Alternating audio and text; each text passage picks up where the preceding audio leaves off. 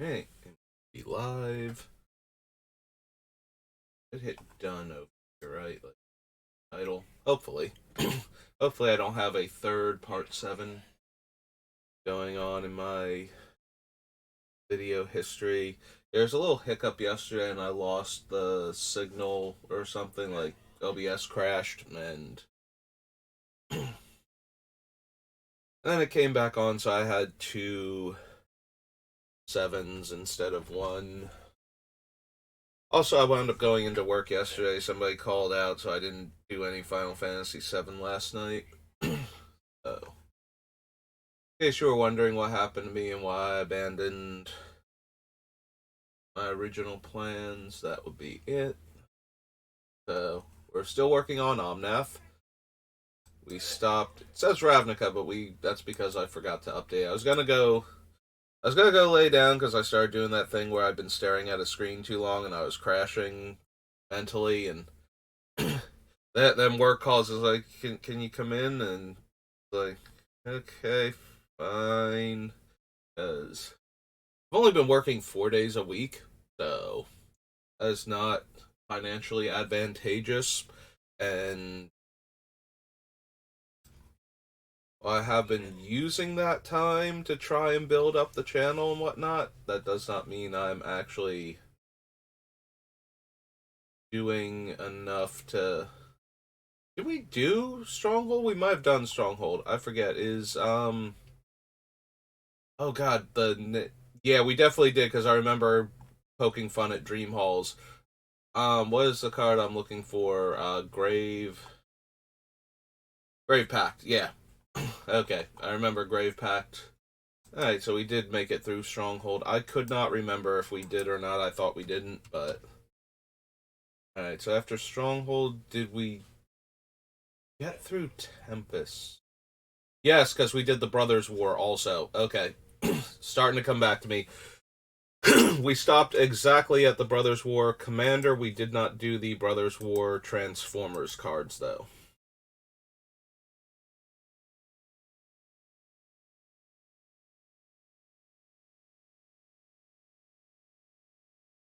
Uh,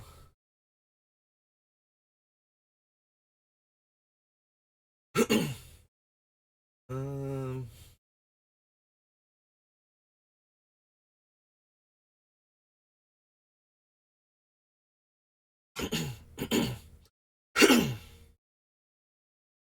Life equal to the life that player lost this turn. If no life is lost this way, it transforms. The other side is choose flying or indestructible. Gains that ability, deals combat damage to a player. Flips it back over.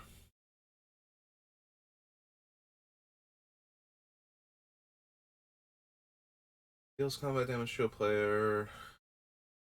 There's an additional beginning phase after this phase.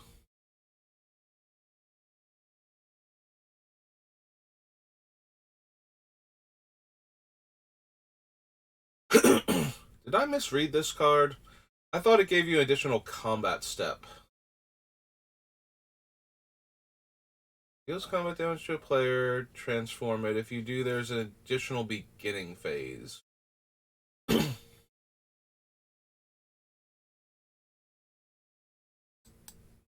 I must have misread this thing.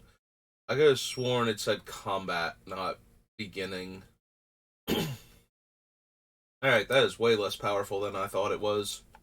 I genuinely thought that you could hit them, transform it, and then hit them again.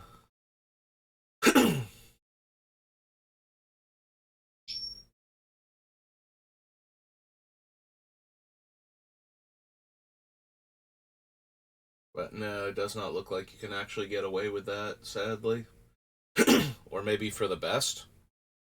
Either way, it's not what we need. Artifact, put a 1/1 counter on it. Discard your hand. Put all exile cards you own with intel counters on them in your hand. Exile that many cards from the top of your library, face down. Put an intel counter on each of them. Eh. The one that cares about humans. That's the one that cares about adapt. Megatron is 3 colors. Let's see. Front side is opponents can't cast spells during combat, beginning of your post-combat main phase. Transform them and get colorless mana for each 1 life your opponent lost this turn. They sacrifice another artifact. When you do, deals damage equal to the sacrificed artifact's mana value to target creature. Excess damage will be dealt to that creature this way. Instead, that damage is dealt to the creature's controller, and you convert him back.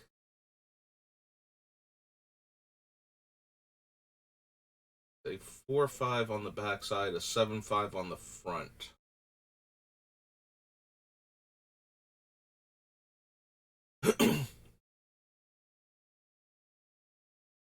Optimus Prime is also 3 colors. Beginning of each end step, bolster 1. Dies, return to the battlefield, transformed. When you attack, bolster 2. Chosen creature gains trample until end of turn.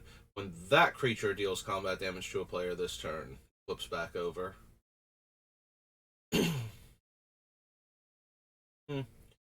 They're both okay, not amazing. Megatron's a little more interesting because all that colorless mana we can potentially get will just stay.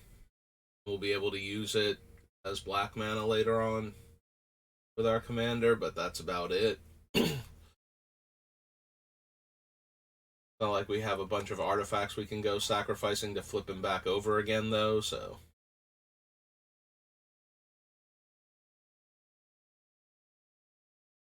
About 1 target tapped creature or vehicle. For as long as that card remains exiled, its owner may play it.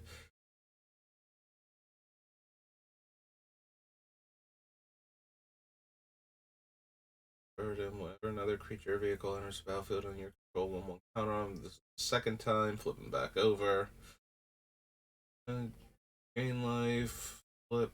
When you do, return target artifact card with mana value less than or equal to the amount of life you gained this turn from your graveyard to the battlefield tapped. Put into a graveyard from the battlefield, flip them back over. This ability triggers only once each turn.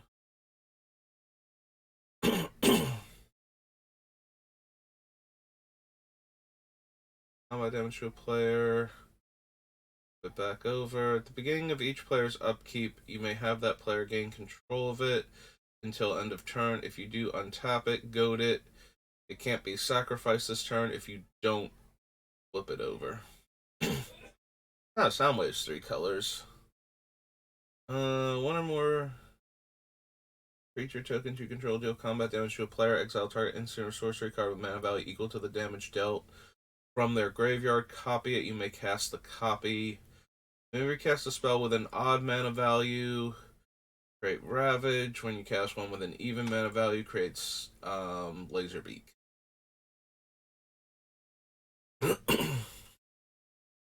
The 5/4, and then a non-creature artifact on the other side.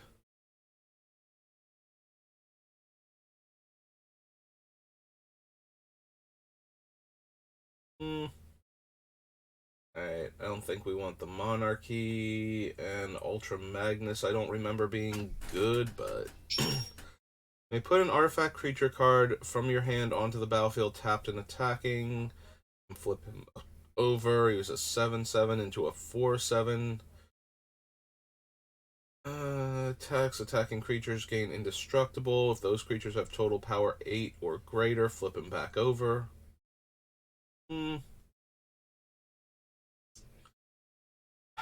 problem is we don't have a lot of artifact creatures. Like we have Sphinx of the Steel Wind and the other one that the Magister Sphinx, and I think that's it.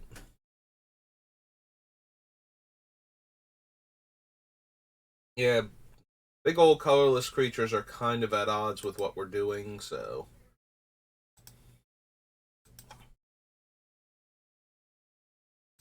Oops, not what I meant to do.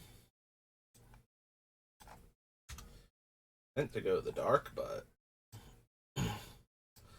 and slipped a little bit. If I sound more congested than usual, My allergies have been absolutely wrecking me since yesterday. Like, my throat was a little swollen. I had trouble swallowing last night, and I'm still sore. And I don't know if part of that is from all the talking I did, because Thursday I just kind of like doing that almost 3 hour not set review because that's not what it is, but my pre-release prep video already made my throat sore, and then I don't know, something yesterday just set it off where it was just like, yeah, no, it is uncomfortable now. I'm very aware of my throat all of the time because it feels so sore and a little swollen.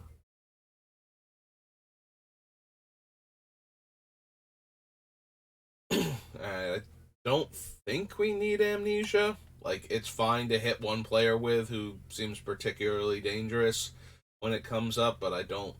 At the same time, I don't think I want to make room in the deck for it, type of deal. Blood Moon is our sworn enemy. Blood of the Martyr isn't doing anything, so even though it meets our requirements, um, yeah, I don't think we need a weird Armageddon that we can cast for free that just makes opponents and ourselves pay a bunch of life. That seems not great. There's erosion. Wow, this set is way more full of 3 mana of the same color spells than I remembered it being. Yep, we can put erosion on one of our opponent's lands, and then that land can just get tapped every turn to pay for itself until they find enchantment removal. Sure is a thing that can happen.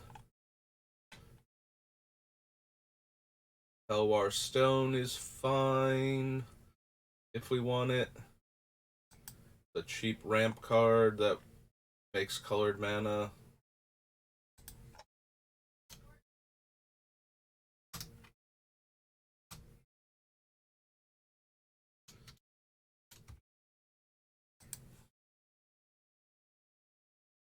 Don't need Frankenstein's monster. Oh, Goddess Touch has to be a basic forest? I thought it was any forest. What was the original wording on it? Oh no, it does say basic forest. Okay. For some reason, I thought it could put forests into play as your extra land drop. Yeah, maybe don't give all creatures Forest Walk when I'm running a 5 color deck with lands that count as basic land types. That seems not great. Can play Leviathan, and we can get him down for 6. Um, we do need 2 islands though to untap him, and that seems a bit rough. So maybe not. Not missing anything, right? Yeah, don't need any goblin centric cards. And a vortex. Martyr's Cry, Note of Merfolk Assassin. There we go, we can get Nile Sylvan. Then once we have 4 green, we can regenerate a creature. Creature, Psychic Allergy, Reflecting Mirror.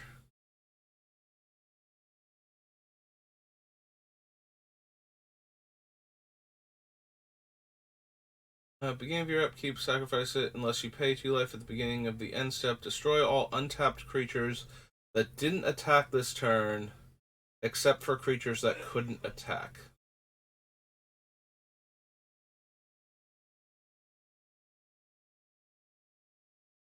Yeah, I don't think we need Season of the Witch. Whenever you force players to attack in Commander, I feel like they always come after the player forcing them to attack unless, something else is stopping them from doing specifically that. Because most players do not like being forced to attack, so if you force them to, they'll be like, okay, fine, you take the damage then. Unless there's, like, really good incentive not to do that. So, and I don't think our deck does a good job of incentivizing not killing us. Like, we do have a bunch of big dumb creatures in the deck, but at the same time, I don't think I'm holding back with them a lot of the time, so. Beginning of your upkeep, Fallen deals 1 damage to each opponent, and Planeswalker is dealt damage to this game. Neat, but not good. Don't need Uncle Istvan. Although we could get him out really easily. Witch Hunter, Word of Binding, Worms of the Earth.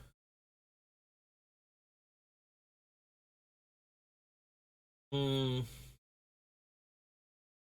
no.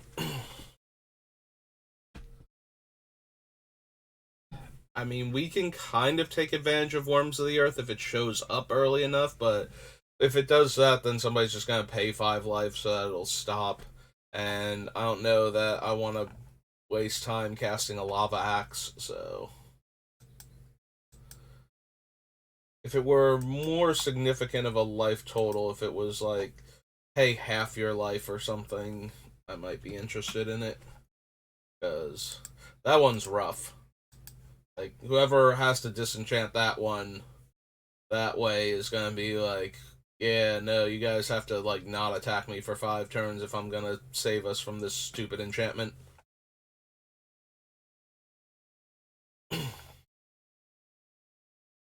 um, no. Sadly, Abhorrent Overlord. Despite all of the mana symbols I'm going to have in cards that I have in play, I don't think you're what I need. Oh, hey, an actual card in Theros with more than 2 color mana pips in its casting cost. Hmm. Yeah, usually they try and avoid that because of the devotion. Okay, there's Ashen Rider. So normally it's like the 3 of the same color, because Ashen Rider is only really good for helping you turn Athreos on. Whereas the triple green one turns all of your devotion to green up 3, and that's kind of a huge deal in Theros Limited, especially. Um, yeah, we probably want to consider Ashen Rider. Oops. PH, and I hit Y. Okay, yep, I was just off by 1. I was very off by 1. Ashen Rider is 4 white, white, black, black. Right. An Archon 5/5.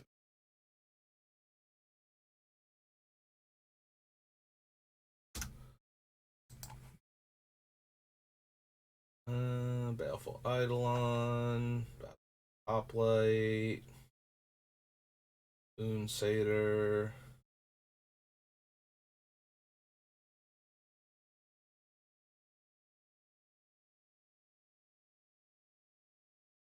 Burnished Heart is terrible in this deck.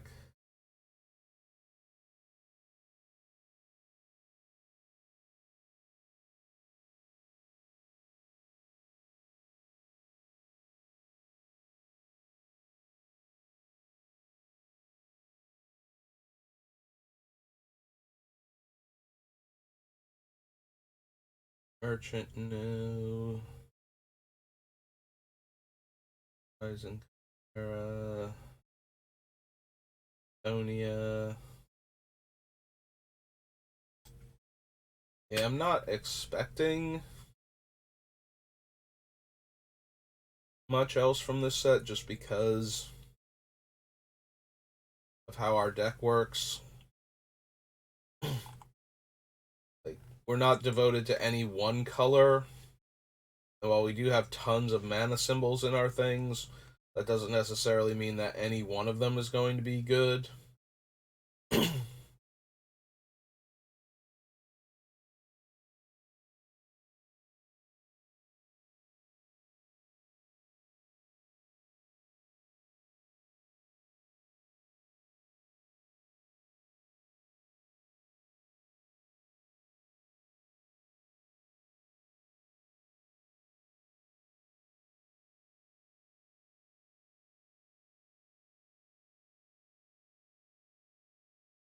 So yeah, at that point, we're just looking for cards that work in our deck, and not a whole lot of them are going to. We already have decent um, destruction for permanents selected, so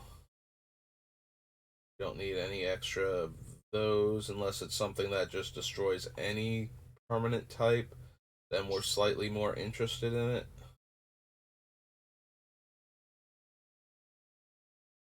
Goes, yeah.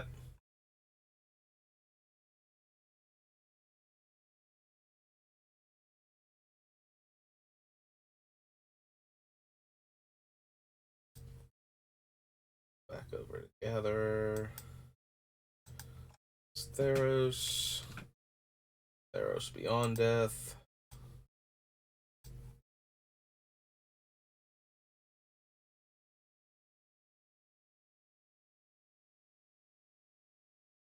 Return a permanent card. No.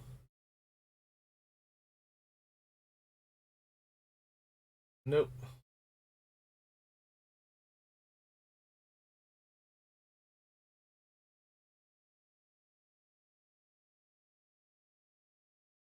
I don't think we need Ashiok.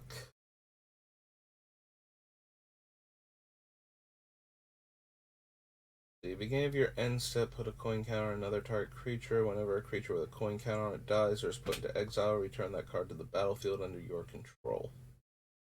Nope.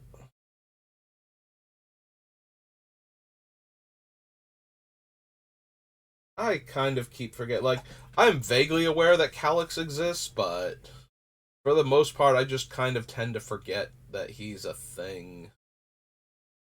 Man, did his job get a lot harder. Pretty sure Elspeth can take him in a fight way easier now.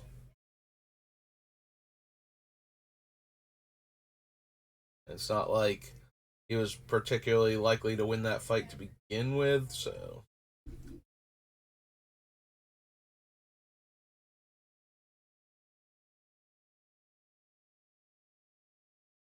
Delicose. It's not helping anything. Deathbellow Warcry. Search your library for up to 4 Minotaur creature tokens with different names. Put them onto the battlefield, then shuffle. Nope.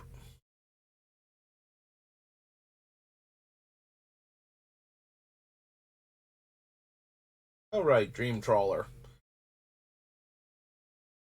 It's still. Eh. Like, hard to kill with targeted removal, but super easy to kill with a Wrath effect. But yeah, I did forget about Dream Trawler until I saw it.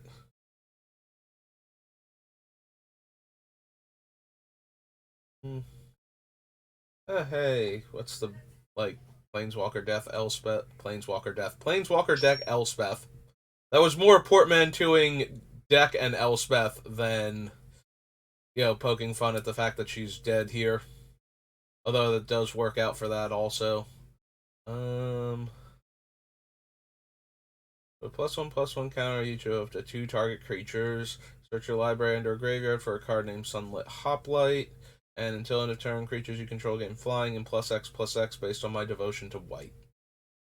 Nope.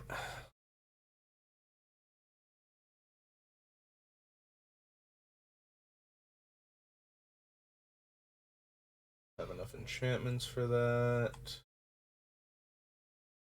Convention.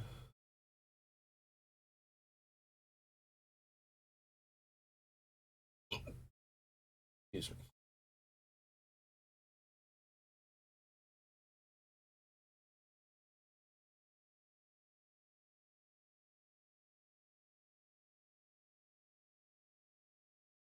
No. Attacks each combat if able. He has protection from everything other than one of the 2, 3, or 4 chosen at random.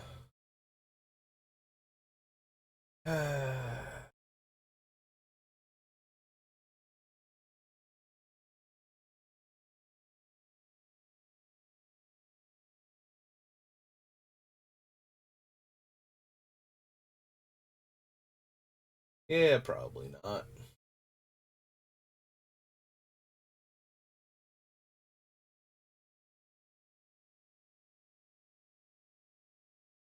I mean, if he hits a low enough number, because there aren't a lot of like good twos in Commander. Usually if you're running a 2-drop creature, it's a utility thing that you wanted in play for its effect, not something that you can just, oh yeah, no, I'll throw this away to trade with your otherwise unstoppable 6/1. Once you start getting like three and four is when you start to get like okay comes into playability staple to a creature, and those are usually like way more um easily thrown in front of a card like this. Like, yeah, you play your three, you get its comes into play effect, and then you block. But the two slot usually is going to be like I think of things like you know, a good static effect or something like, yeah, some twos are comes into play effects where it's, you get to like look at the top card of your deck or something, try and smooth out your mana curve, or maybe get a land or something. Like those are the kind of 2-drops you're gonna run, or they're mana dorks or something to ramp you. Something along those lines. Your Sakura tribe, elders and such.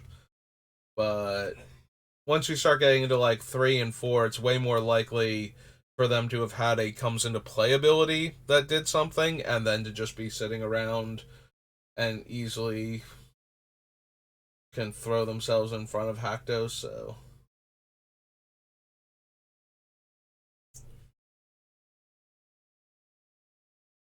which is weird because with Haktos in like limited, you kind of want him to be like a four, so they have to trade a real creature for him instead of like one of their random 2-drop guys.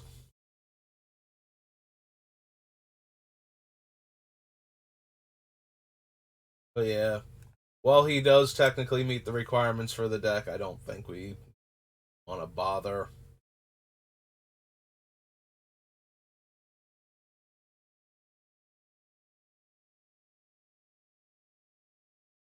Don't need your best the Sea God. I might have taken that if it was like triple blue and four. There are a lot of things where the fact that they are easier to cast actually makes them worse in our deck.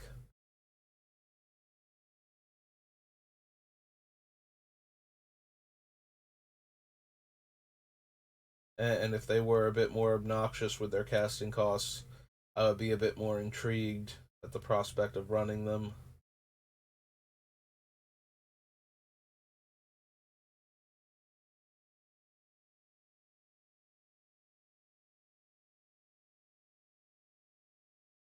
Because it puts them in our hand. I did forget about the Nyx Bloom Ancient. And I kind of feel like I should add him to the deck. Like, that is an awful lot of mana.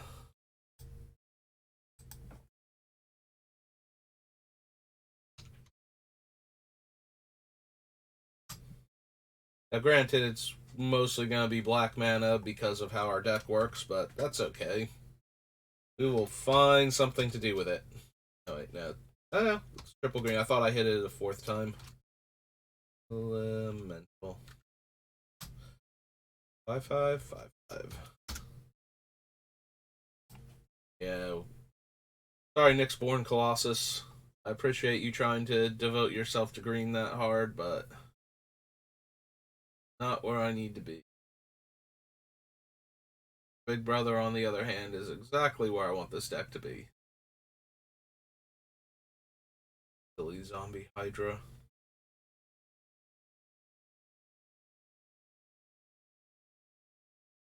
Storm, or Scorn rather. Storm. Might be both. Um, think we need the Shadow Spear specifically for anything.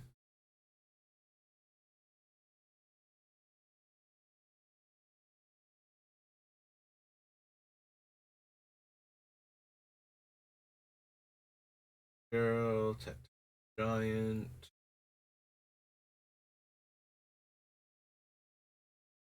Elias. Hustle's Intervention. Sagas, I don't think.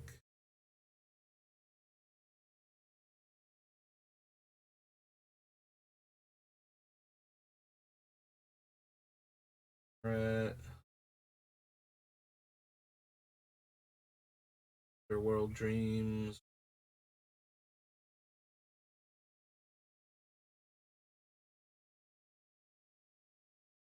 Strider. Up in Flames. Okay. Back to here. That's Theros Beyond Death. Throne of Eldraine. Actually, this one might have stuff, because Throne of Eldraine had... Although most of them were just if you spent 3 mana of the same color on them, but there are a few cards that have lots of colors in them. Artifact or enchantment spell, create a 1/1 blue fairy with flying. Use flying, death touch, lifelink. Gives my other flyers +1 power.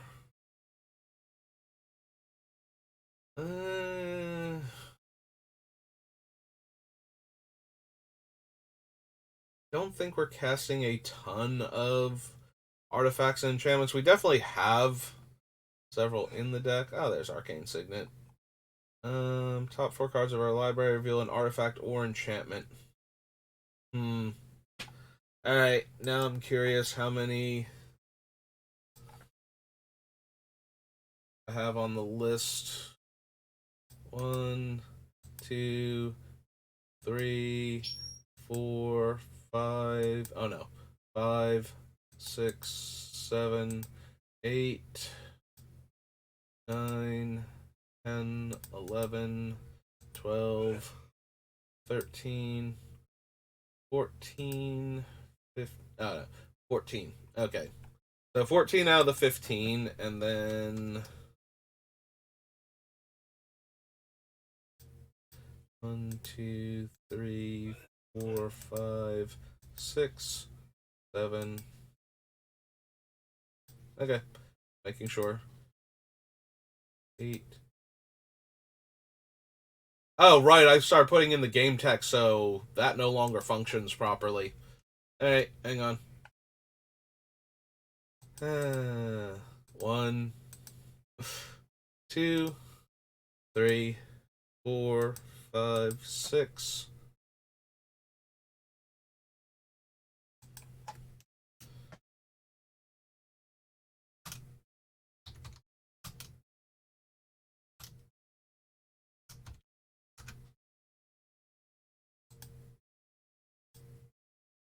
Seven,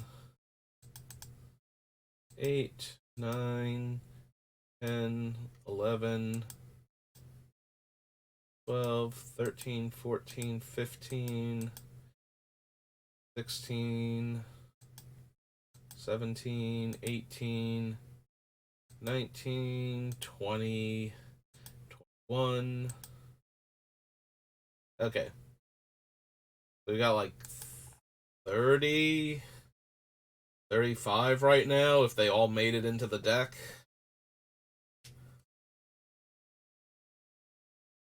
And I look at 4. Most of them are mana rocks, though, so this is essentially looking at the top 4 cards of my deck for a land in some cases. Some of them have other stuff going on for them, too, but...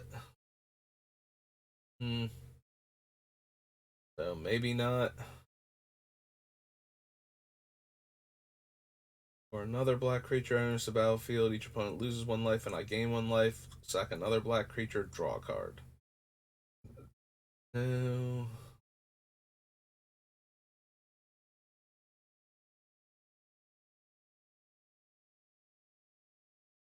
3, 2, 1/1 white human token.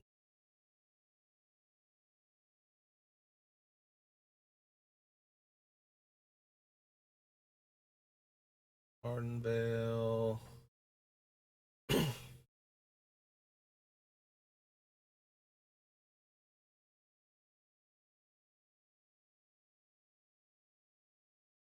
Whenever you cast a creature spell, draw a card, then you may put a land card from your hand onto the battlefield. Return target creature you control to owner's hand.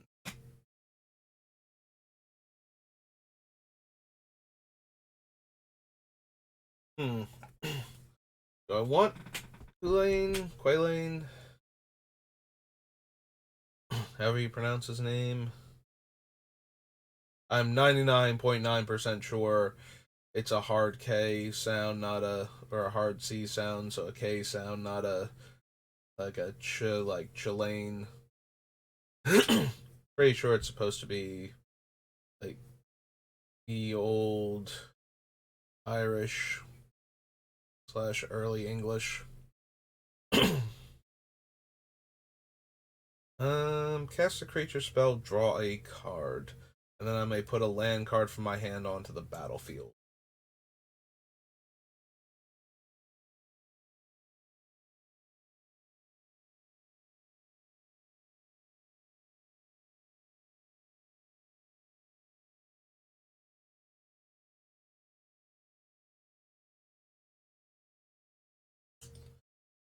Maybe.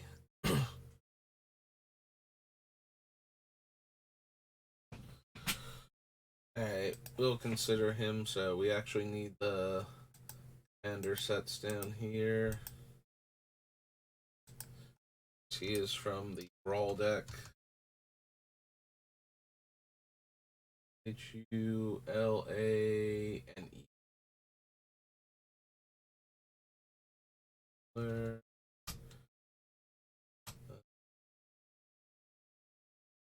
M. Be funny if that was like, oh no, that's an actual word or proper name that spell checker recognizes. Human druid.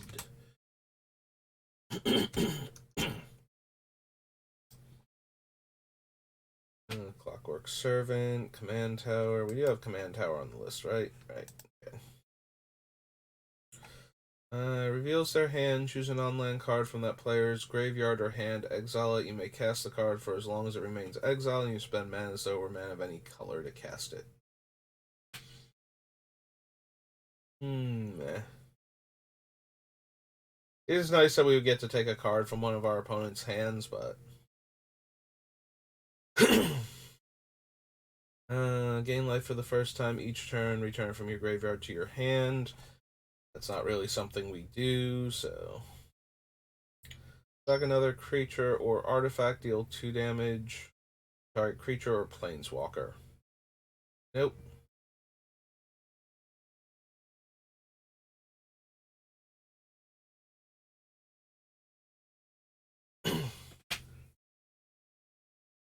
Oh, that's actually kind of tempting. The Feyburrow Elder, a creature that taps for 5 mana. Although I think we skipped over the Bloom Tender, and I'm pretty sure she can do that too. Maybe I just accidentally glossed over her, because I'm pretty sure she also has that ability. All right, real quick, let me duplicate tab and go back and check.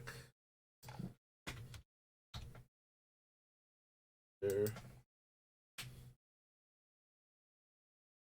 She was under Eventide. Yep. Add 1 mana of that color. Maybe I do need to consider her also, then. It's Feyburrow Elder. Oh, wait. Let's go to Shadowmoor then. Or not Shadowmoor, Eventide.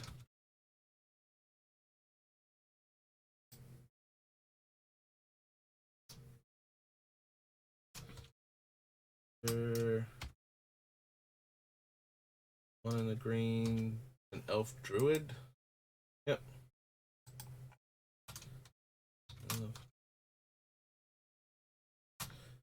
One. And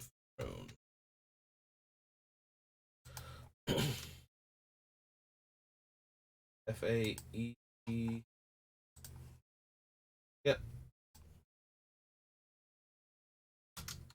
So,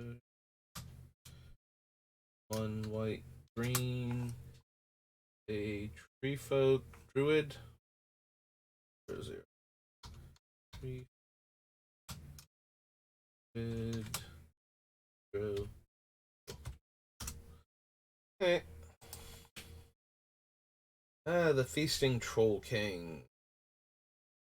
If I cast it, create 3 food, sack 3 food, return from the graveyard to the battlefield. Only during my turn. See,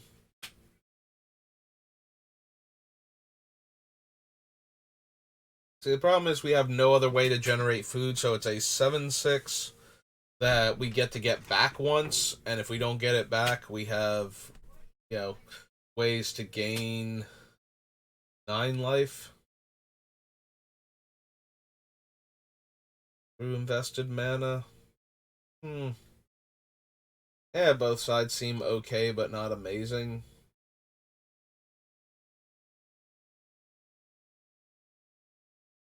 A double strike and super expensive fire breathing. Well, not fire breathing, it does get toughness too. Super expensive pump spell. Pump effect. Words. Words are happening. Gadwick, draw X cards. Whenever you cast a blue spell, tap target non-land permanent opponent controls. Don't think so.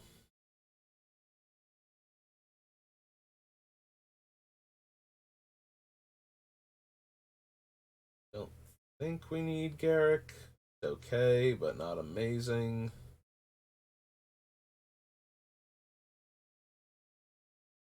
No, the Golden Goose.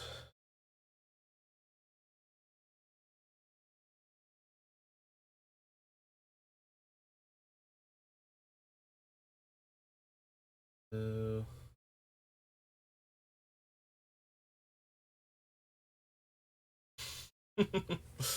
So the Ehrencrag feat is a little interesting because we cast it, and if we don't use up the mana, it just keeps going to the next turn. That being said, I don't know how much I care about a ritual that starts off at 4 mana to get, so nets us 3 mana, like a so slightly better dark ritual, or like a cabal um cabal ritual with threshold. I was about to say cabal therapy, and I was like, no, that's not the word I'm looking for. What word is it? It's like it's ritual. It's a dark ritual, but with the cabal. The upside to this thing, though, is flipping it off of Omnath early and getting 7 mana for 1, and then getting to cast 1 spell that turn, but all of the floating mana after that just stays and can be used on subsequent turns.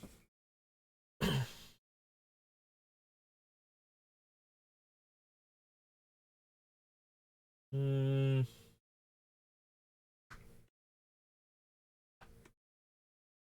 Yeah, it's still, end of the day, it's a ritual, and those aren't particularly great. Do we want Kenny? Kenny gives haste and trample, 1/1 counter on target creature, gain 5 life, draw a card, and put a creature from a graveyard onto the battlefield under its owner's control. So we can only really resurrect our things unless we want the effect of something back in play. We don't mind giving it to its original controller.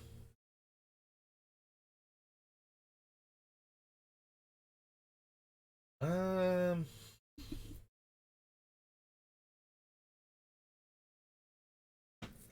no, I don't think we need Kenny. Like, he's fine. All of his abilities are playable in our deck, but end of the day, I don't think we need him.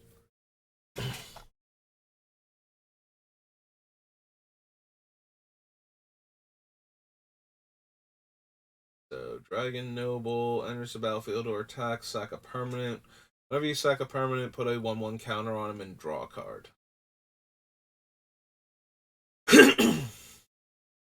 Yeah, I don't think we need Corvold. Like, this is not a Corvold deck.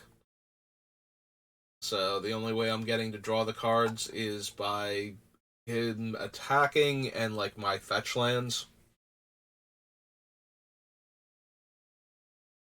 And he does keep eating a permanent every time he wants to attack, so most of our things are not, like, permanents I don't mind throwing away. So yeah, we just don't have the deck for a card like Corvold, as powerful as he is, generically. We don't have enough white creatures to make her life gain relevant. Also, we don't have enough payoffs for life gain either, so. Enters the battlefield or attacks, I may discard a card to draw a card. Nah.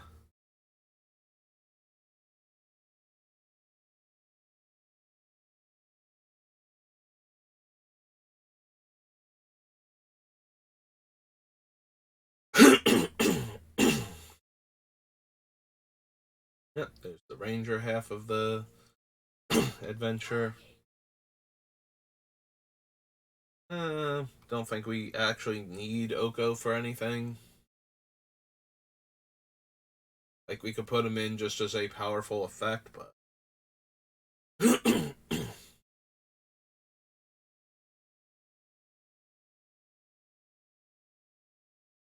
3/1 trample haste, 2/1 lifelink haste, 1/2 haste, and enters the battlefield, deal damage to any target. Yeah, no. Fun, silly card, but not what we need. Questing Beast, no.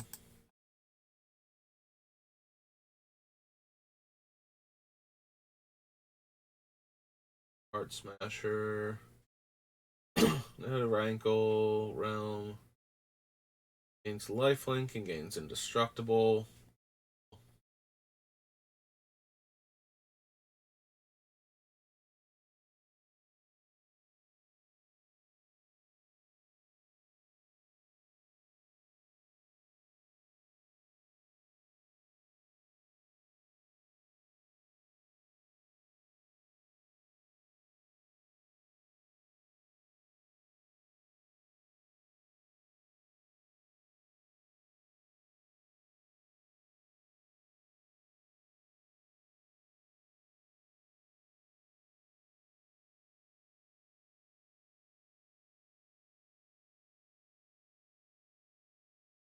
Yeah, I was looking at the Steelbane Hydra because it's a mana sink that is also a wandering naturalize with its counters, so it's a place to put all the extra mana that we have.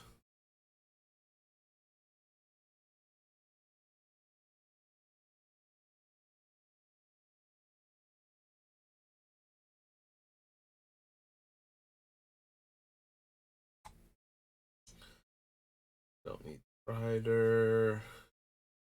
Vigilance Menace. Whenever a equipped creature attacks, you draw a card and lose a life. Yeah, we don't have enough equipment. I don't even know that we have any? Question mark? We might. Raise power among creatures I control. Tap, add 2 green, and gain 2 life. I'm not gonna lie, I kind of want the Great Henge. We have lots of creature spells in the deck, and oops.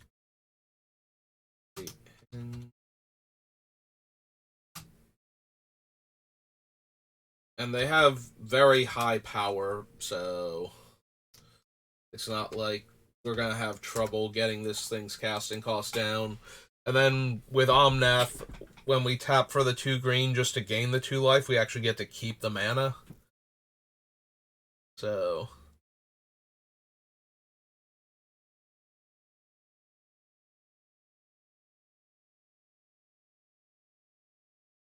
I don't think we need the magic mirror.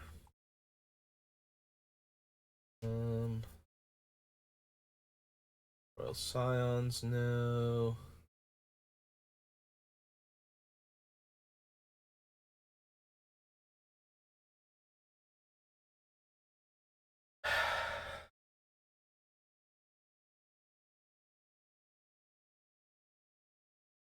I don't think we need Thunderous Snapper. Um, it does work with our spells that cost 5 or more mana, so it does work with like our non-creature cards. But Temur Ascendancy is giving us haste to our creatures, and almost all of our creatures that have mana value 5 or greater also have 4 more power. So we would draw cards off of that. I think giving like these big dumb creatures haste is better. So I don't think we need Thunderous Snapper. It does meet the deck requirements, to make our commander do the thing, and it does let us draw a lot of cards because most of our spells are in the 5+ mana range. But a lot of them are drawing us cards or generating decent advantage anyway. So like I don't need to draw an extra card off of casting any of the ultimatums. I probably don't need to draw a card off of my, X spells that draw cards or deal damage. I always like to, like all Magic players, I enjoy value and do not mind it, but trying to find deck space for more value seems difficult.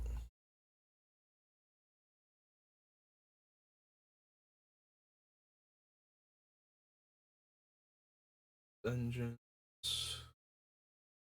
Corvo.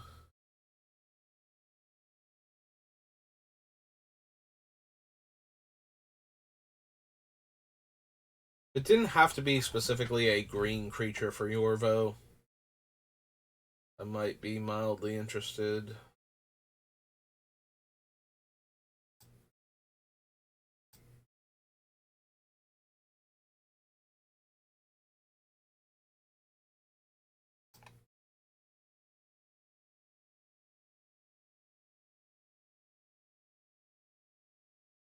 Okay, no. I felt like I scrolled through this a bit too quick after Torbrand, basically, but I don't see anything else.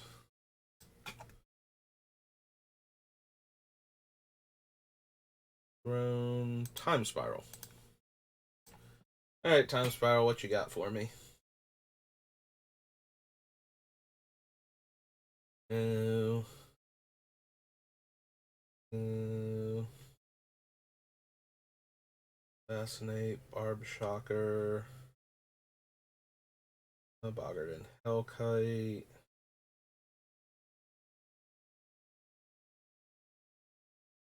Careful Consideration.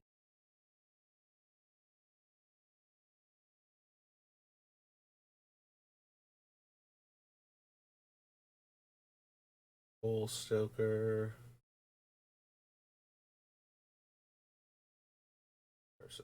All new.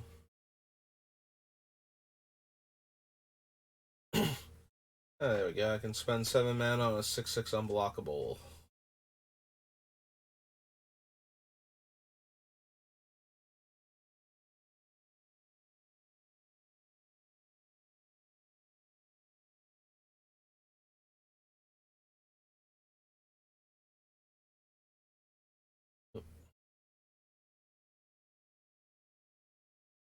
Hmm.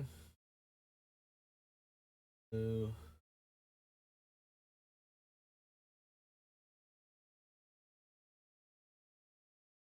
Power new. All these slivers.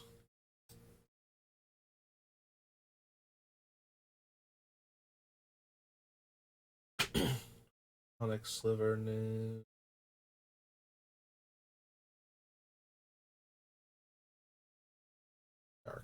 Arcanist. Merciless.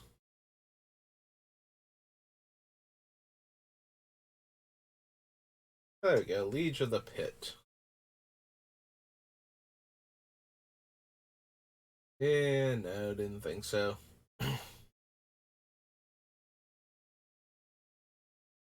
Necromancer new. Pegasus. Nope.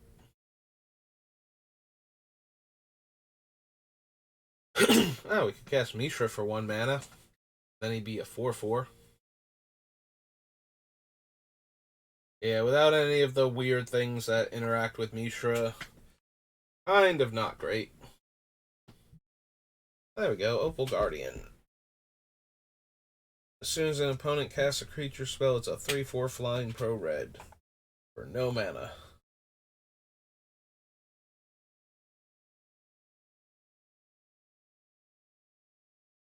Destroy target permanent of the chosen color.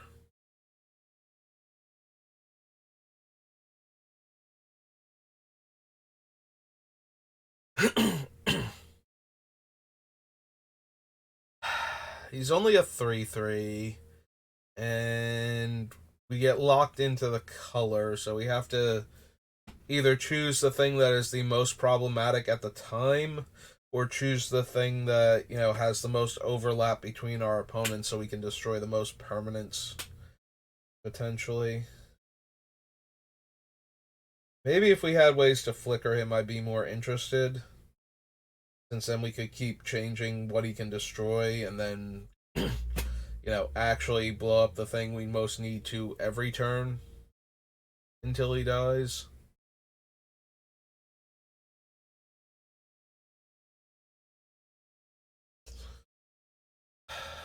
I feel like we're not going to have room for him, even if I did bother to put him in, so. Oh, finally a deck for Fifth. Just so I can say Fifth.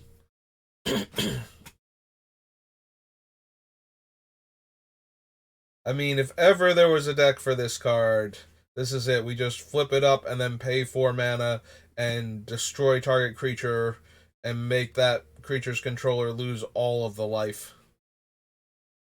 Like, seriously, even if we destroyed, like, Kozilek and dealt 24 to them, is just barely worth it.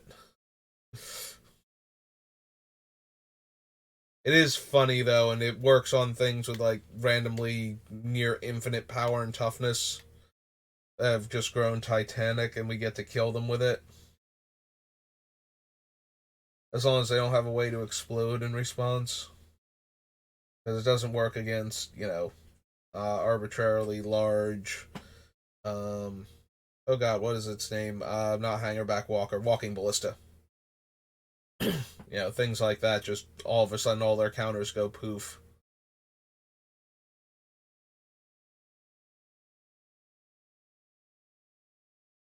And our opponent probably does all the damage to us and is mad at us because their Hangerback Walker was almost big enough to just start wiping out players. We ruined all their fun.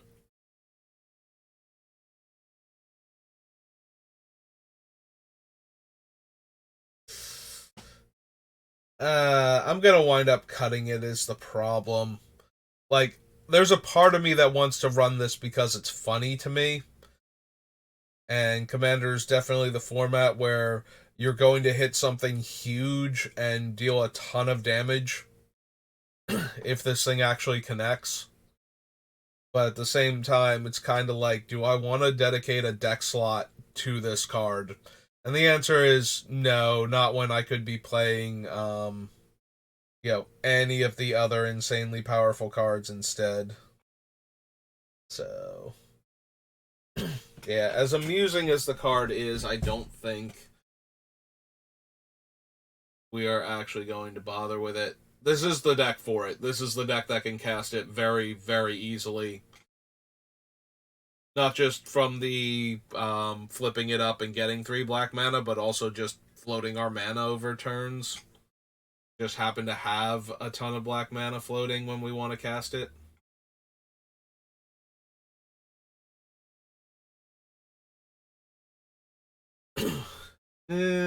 We do have a bunch of dragons in our deck, but the Scion of the Ur Dragon just feels like we're putting them in the grave. Like, we don't have any way to benefit from putting them in the graveyard.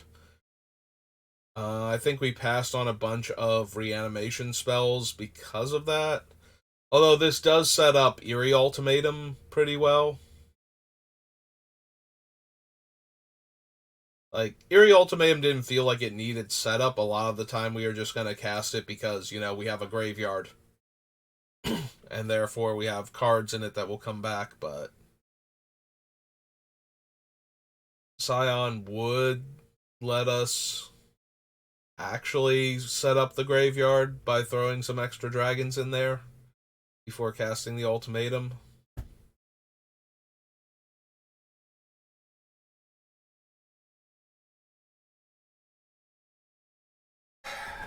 So maybe Scion of the Ur Dragon. We'll have to see.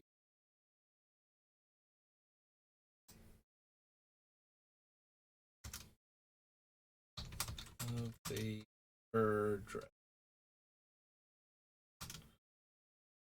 Berg. Dragon. Avatar.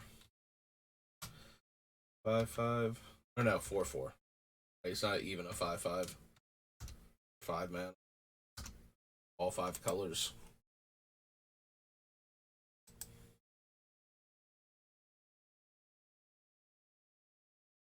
Script Ranger.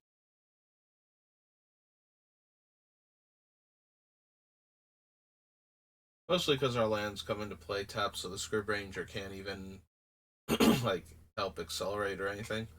Oh, there we go. There is our 3 mana 5/5 unblockable. That can let us spend all of our extra black mana to make all other creatures basically have no power and him just be Titanic.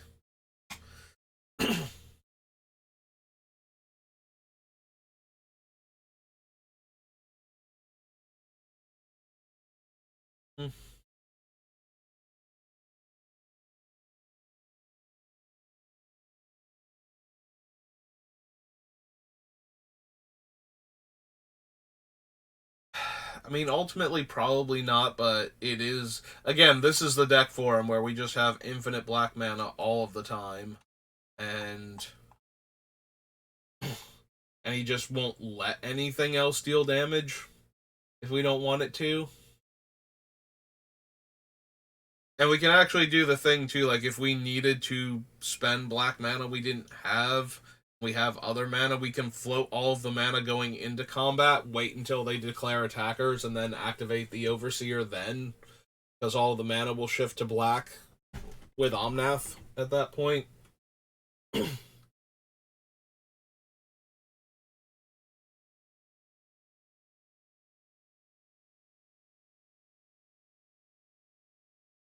Yeah, ultimately, I don't think that we need it, but we could absolutely run it if we wanted to. I mean, it's hard to say no to Teferi when we can cast him as easily as we can. It's Archmage of Zhalfir. No, it's just Mage of Zhalfir. Okay.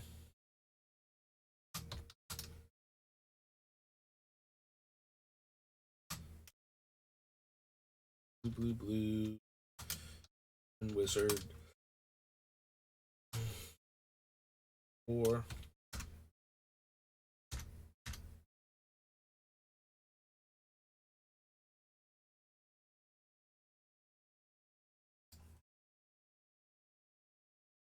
Medic Sliver.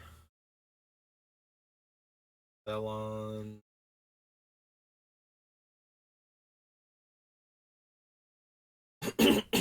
We could totally run Unyaro Bees. We're not going to, but we totally could. Walk the guns.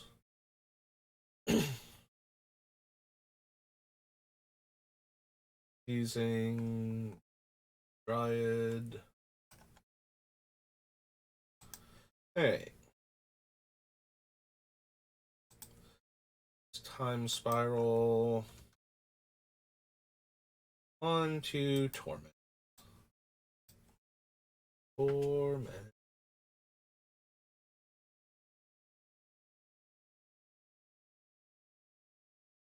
No, no, no. Actually, it's Torment. We might be able to find something. No, not Cabal Coffers or Ritual.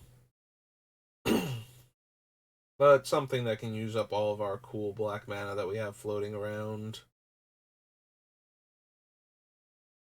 I don't think we need Chainer or his Edict. Beginning of your upkeep, you may return target creature card from your graveyard to the battlefield. Gains haste, exile at the beginning of the next end step. We don't really have ways to sacrifice our creatures to stop them from getting exiled by Dawn of the Dead, so I'm a little bit disinclined to run it.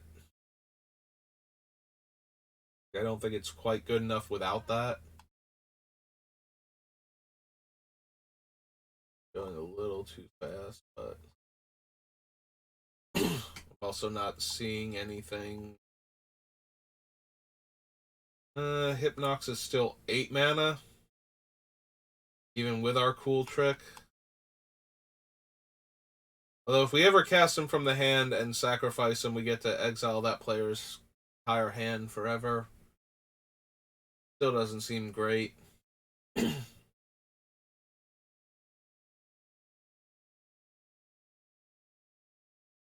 One.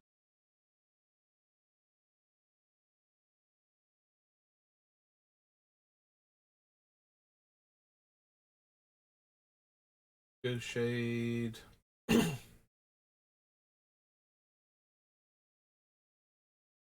in Petrovark. Best creatures. Haze, Ransom Earth. Fire. Shambling Swarm. Stalker.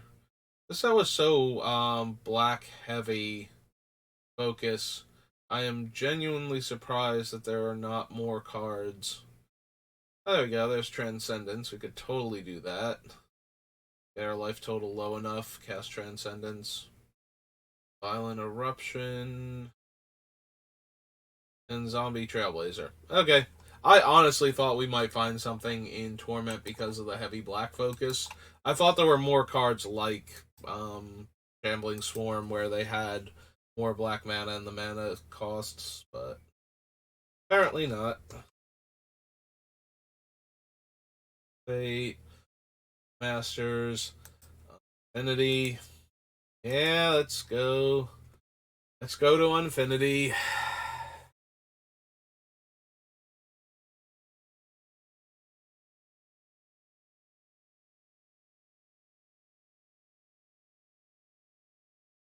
So,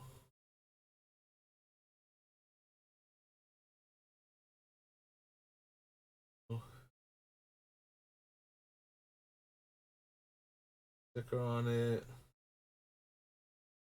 The number of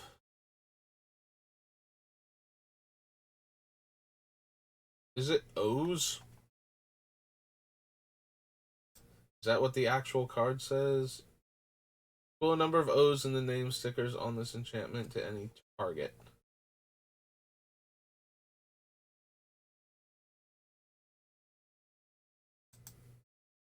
Hey.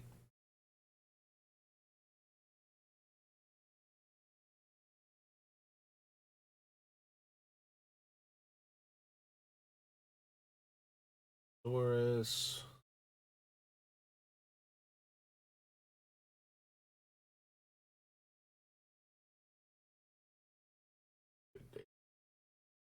Elephant.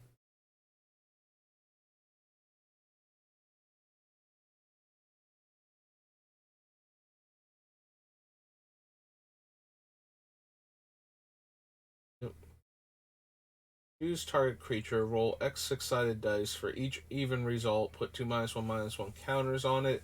And for each odd result, create a 1/2 blue bird creature token with flying named Stormcrow. That is a really weird card to spend all of our excess mana on. Like, we can't guarantee we kill larger creatures, and we can't guarantee we get enough birds. And we might get way too many of one or the other, depending on the situation.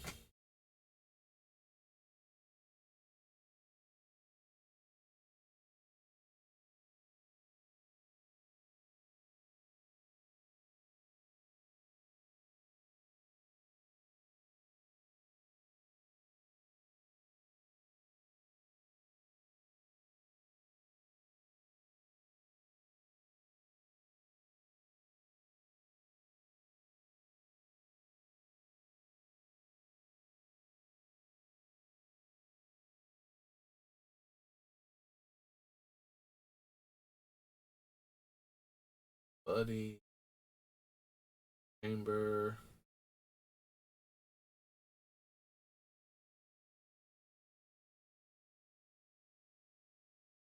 Bumper.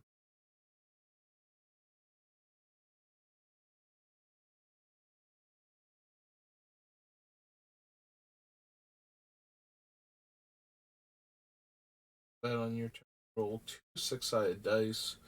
For each result of 1 +1 +1 until end of turn. Other result, it gains the indicated ability until end of turn. Roll doubles, it also gains double strike until end of turn.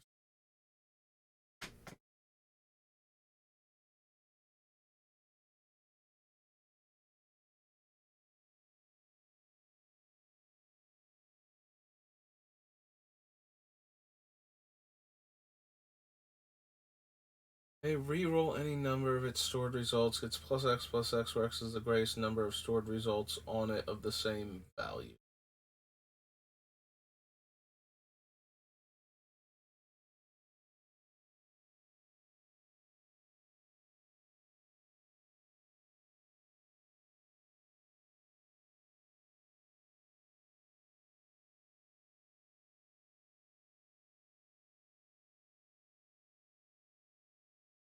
Or 2 enters the battlefield.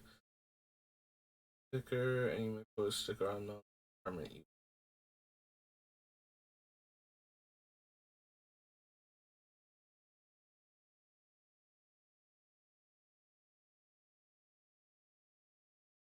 Battlefield tickets. It's all abilities of ability stickers on other permanents you own and cards in your.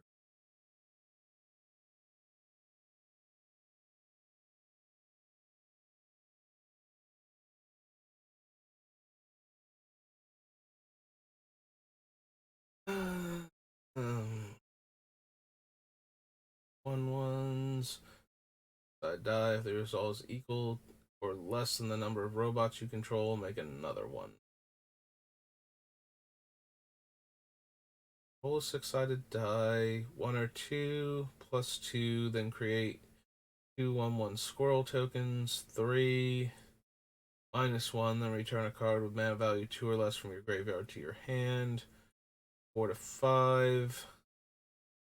Damage equal in number of loyalty counters on him, a creature or player, then -2. And 6+1, you may activate loyalty ability 2 more times this turn.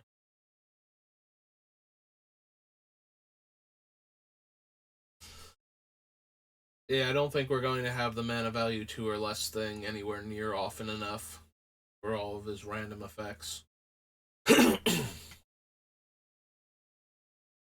Also, I don't think we need most of his random effects, so.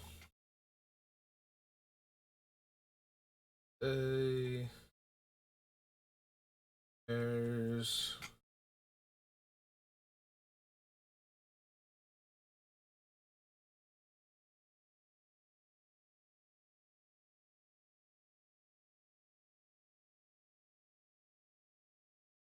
This way it would be put into your graveyard, exiled instead.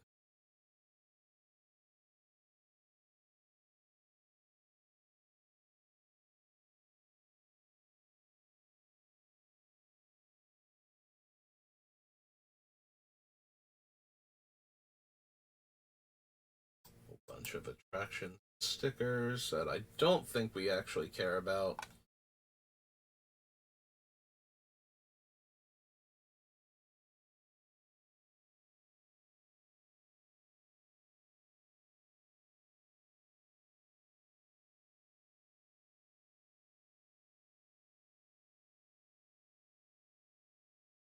Sticker on this aura with 7 or fewer letters. Aura leaves the battlefield, sacrifice enchanted creature.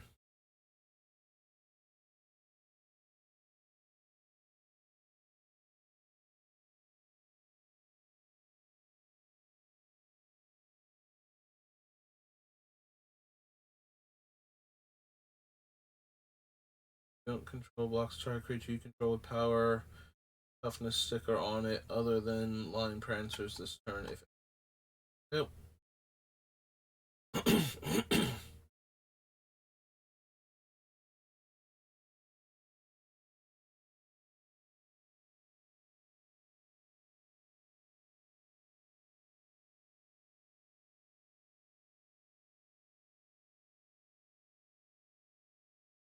Nope.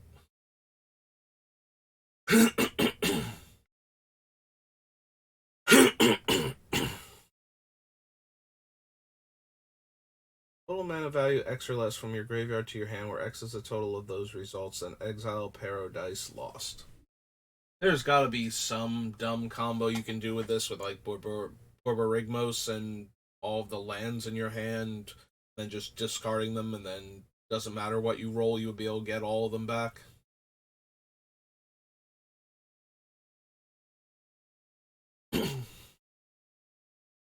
Like Land's Edge, Borborygmos, this thing.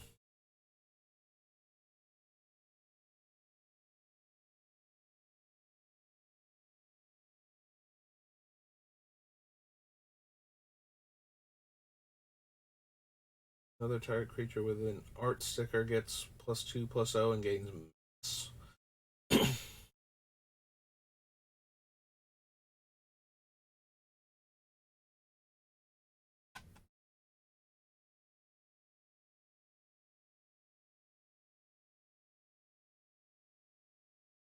Yep.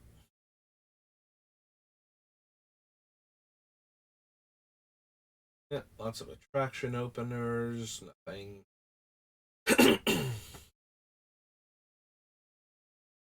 That creature dies this way, its controller creates 2 tokens that are copies of it, except the base power is half. Yep. Yeah, I think too many of our things are legendary, so we won't actually get enough of a bonus.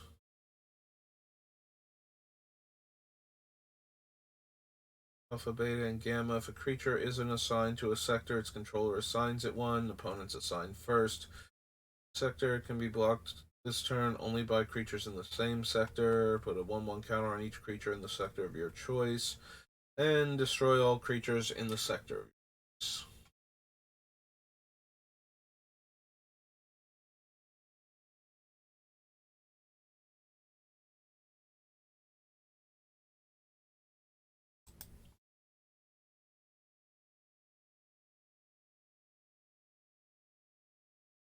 I don't know, another target creature with a sticker on it. Sorcerer.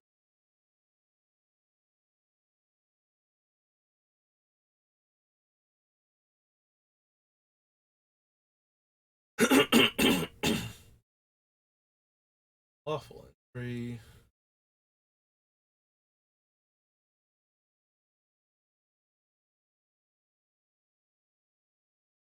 Squirrel.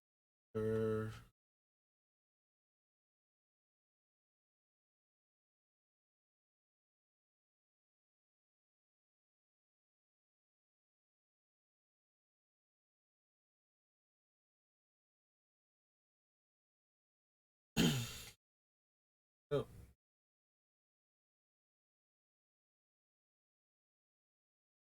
Okay.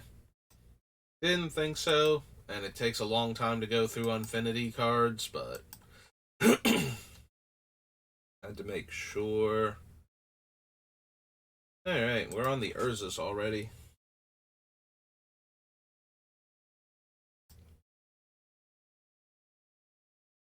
Yeah, I've read them slightly more out loud to myself, but again, I'm already sore and a bit hoarse, so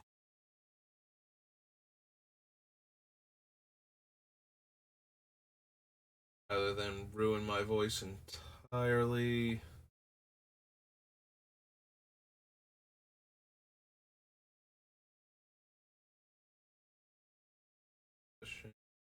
Carnival. No.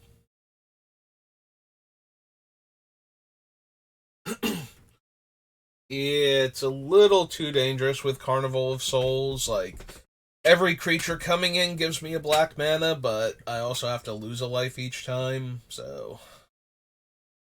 But that could definitely build up a bunch of free black mana just because, as long as our commander's out.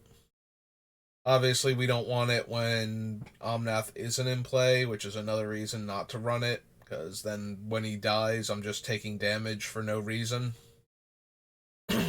Doubly so if Yarok is around.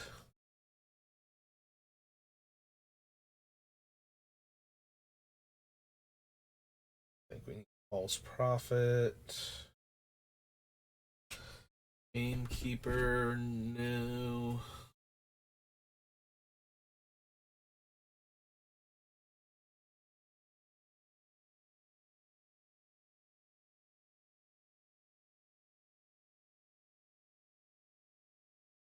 Core, Metal Worker.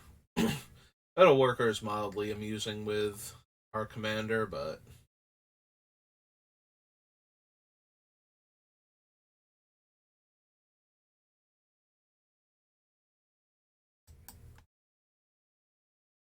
hey, I don't know.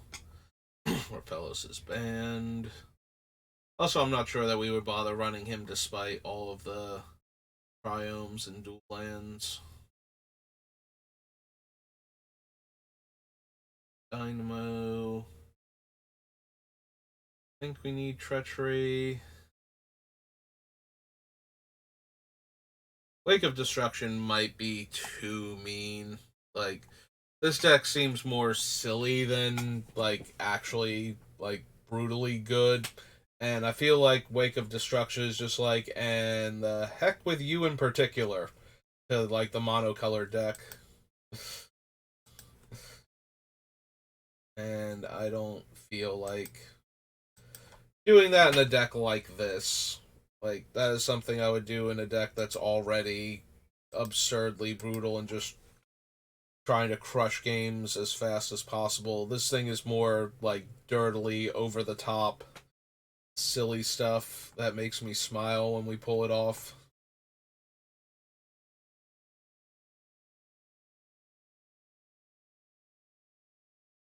All space, crop rotation,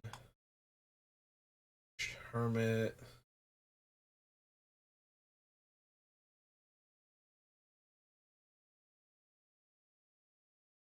Enclave, Watchtower.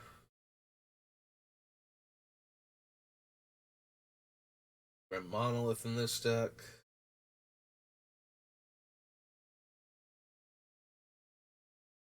There's an argument to be made for cards like Mana Vault and Grim Monolith because we have a lot of expensive artifacts that produce mana. So if we could ramp to them, we can ramp. Like, ramping to them ramps us a lot faster. But at the same time, our commander already can do things to ramp us functionally, so I don't think we need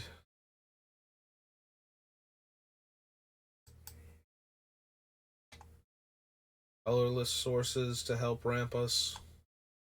More concerned with getting our colored mana online fast enough.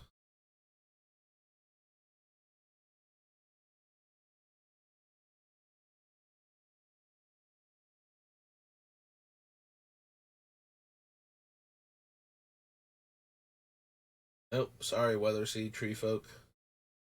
You do technically meet my requirements. This is not the deck for you. Alright, what about Saga then? Anything in there? So far, It's kind of been a bust for the Urza's block. Which is weird, because Urza's block has so many high power cards, you would think I could find something good enough, but no, so far nothing really been like, yes, this card. This card needs to get in my deck.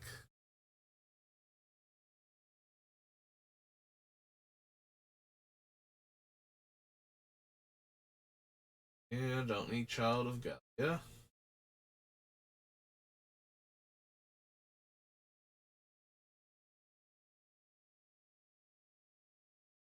Maintain contamination. Though we would certainly not mind it. Our deck already is. Oh no, my stuff makes black mana now. At least if we can control when it comes down. We probably mind contamination if it came down too early. We couldn't get our commander out first.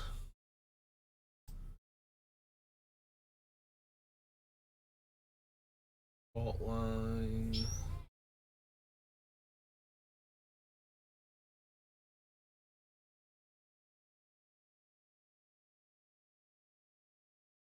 Oh, greater good.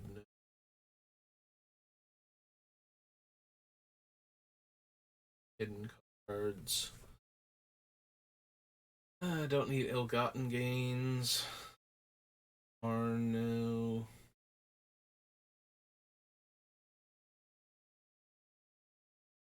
Evil. No.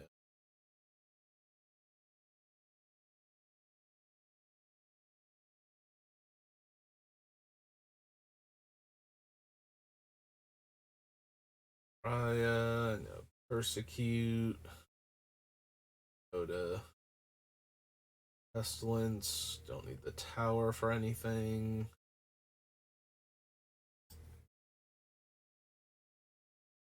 Void. Good old Priest of Gix. In case we need to convert mana into more black mana. Or we just want to play him for essentially free.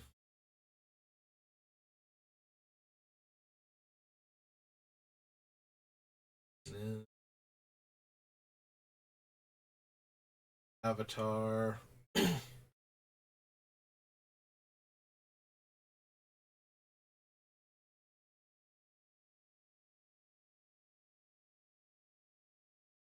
Oops. Care about Stroke of Genius. Sunder is a bit much. Spiral. Fountain.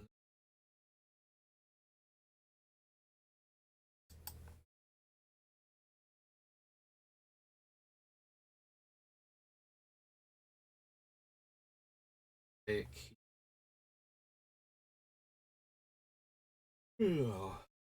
Wildfire, no. Witch Engine, no. Power Stone, no. Yawgmoth's Will, probably not. I do like Yawgmoth's Will, even as a value card, but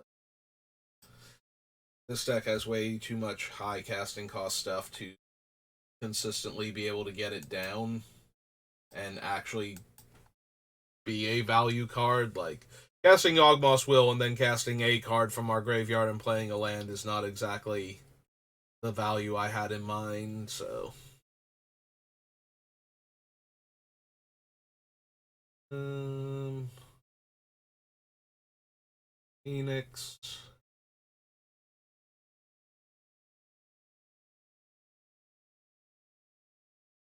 Old Crypt Rat.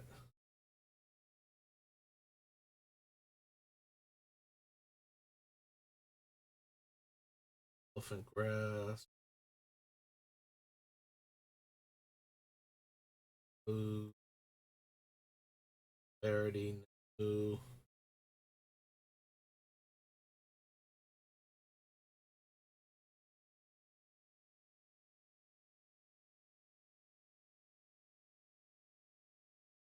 Cyclops. Fairvex Spite. Nope. No, I don't think I need to sacrifice everything and discard my hand to deal 5 damage.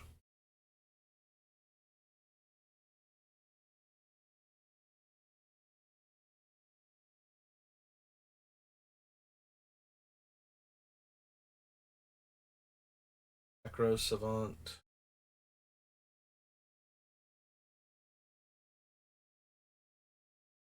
Hmm. Yeah, his original creature type was Necro Savant. I wonder what made them a giant. Because Zarku does not show up in anything, as far as I'm aware, unless he was in the story.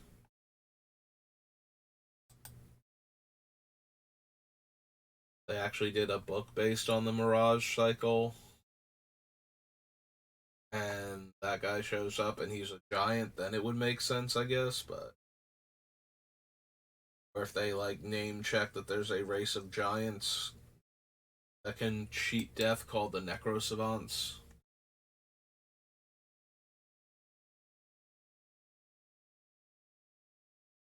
I want to make our opponent draw cards. This is not the deck for that. I have to, remind myself of things like that after working on a deck where it's like, oh, opponents drawing cards is a good thing. It's like, yeah, we're back to normal. Opponents drawing cards is a bad thing again.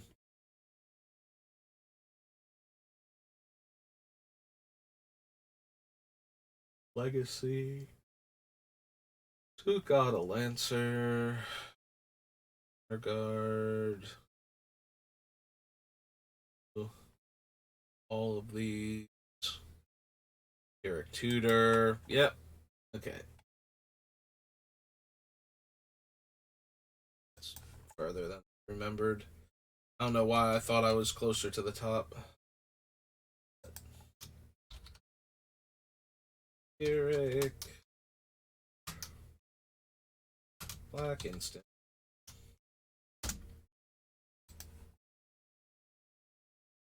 Shivan Dragon. Nope. Illusion Charm. Yeah, no, being a Shivan Dragon that I can cast for cheaper, really helping be a Shivan Dragon. Ooh, War of the Spark. Have anything fun here? Nicol Bolas, maybe.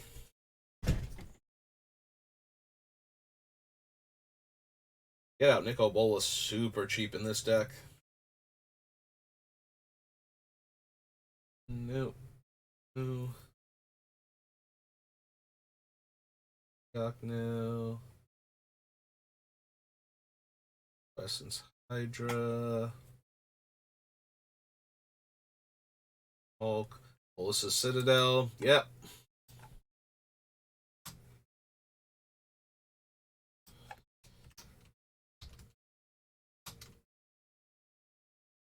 L 3 black, black, black. Artifact. Yeah, with all our deck manipulation and the fact that it's triple black in the casting cost, that one pretty much has to go in. Casualties of War.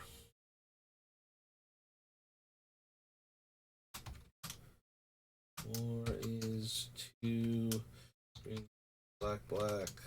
Sorcery.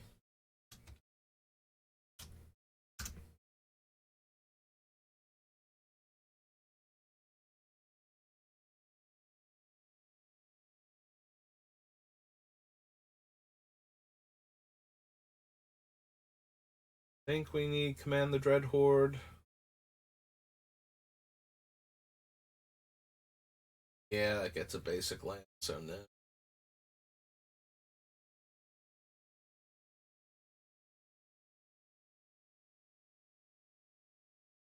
God Eternals is deal 4 damage to target creature, gain life equal to damage dealt this way, mill 4 cards, and amass 4. Target player mills 4 cards, amass 4. Eh.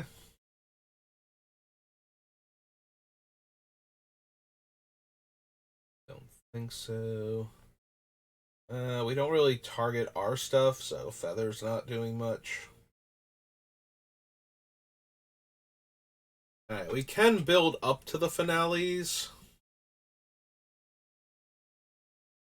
So, are any of them actually worth casting.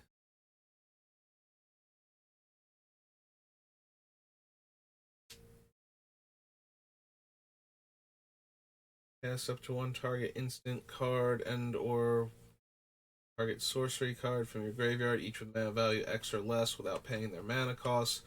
If a spell cast this way would be put into your graveyard exile instead. If X is 10 or more, copy each of those spells twice, and you may choose new targets for the copies.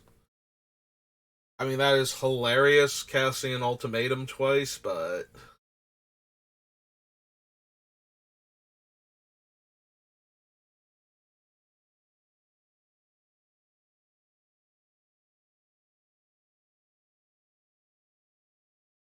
Cards untap 5 lands and have no maximum hand size.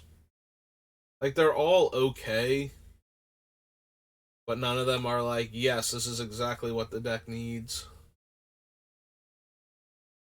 They are very potent, though, for the mana. Like, if I'm considering, like, March of Wretched Sorrow, maybe I just want Finale of Eternity then.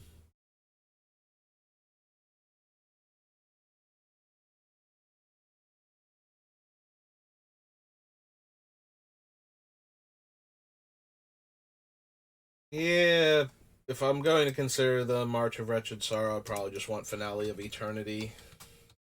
I think I said something like that when thinking about adding it, so sorcery, right? Yeah.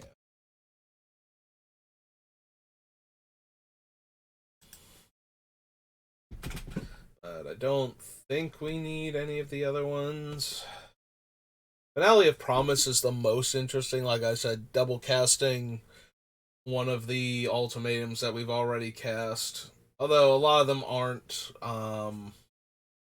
what's the word I'm looking for? They don't stack very well.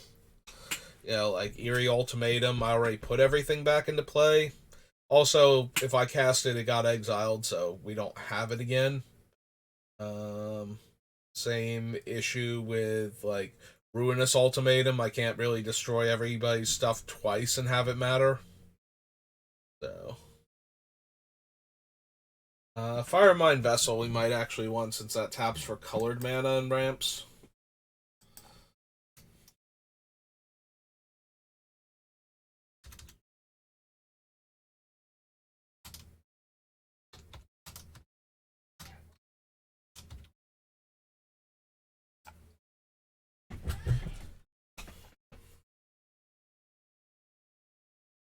Plaza, Gideon's. Here. Alright, do we want any of the God Eternals?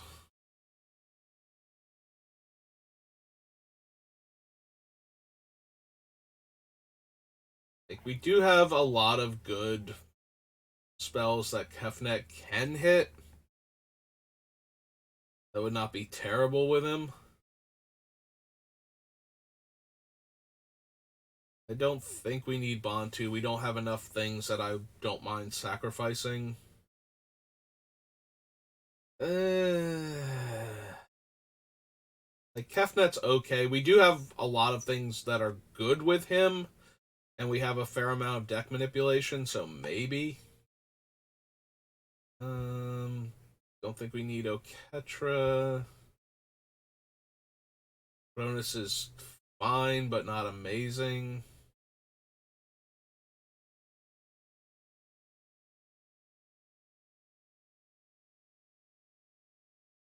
Don't need Union, Watley. Like, Ilzarg is okay, especially with all the haste things that we have.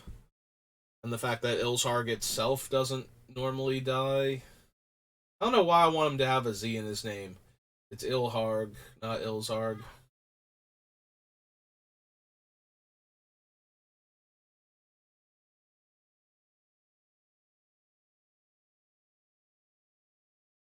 Like, maybe Ilharg actually does make it.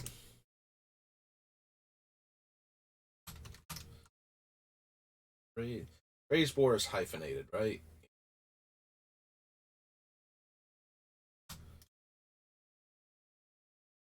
Red, Boar God. 6.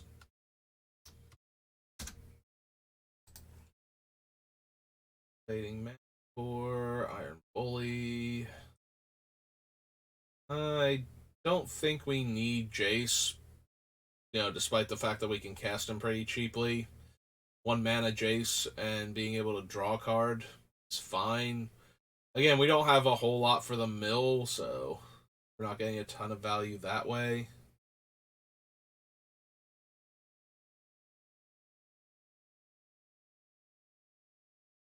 Three, exile target creature. Aya is also okay. We don't have any ways to proliferate her, so she kills 2 creatures and gets around hexproof, which is not terrible, but it's also not the best at sorcery speed for... I mean, we might be able to get her down for 3 mana, so that's not terrible, but again, we're not getting like full value out of her since we can never get her loyalty back up. So we get to exile 2 things. Maybe one of them had hexproof.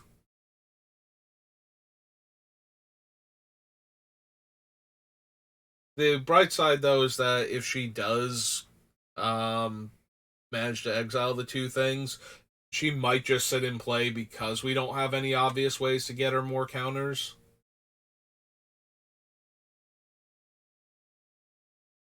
Twister does 2 damage to any target and return a tap land to owner's you control to owner's hand. Your girl, Skydiver.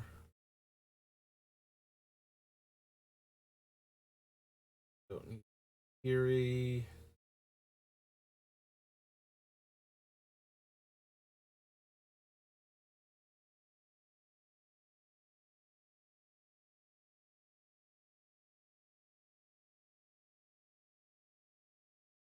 Alright, do we actually want the Dragon God? So +1, draw a card. Each opponent exiles a card from their hand or a permanent they control.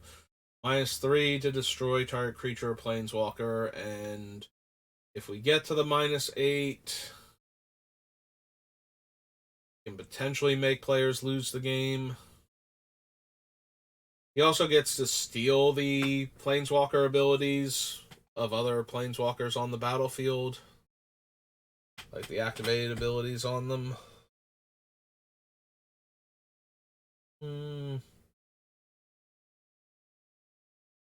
He's not the worst.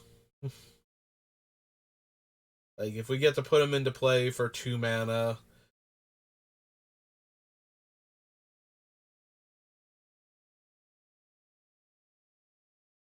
and then he kills something, or we get to start drawing cards off of him.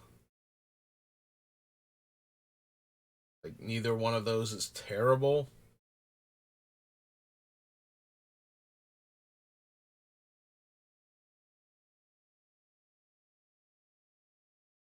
I guess I can consider him.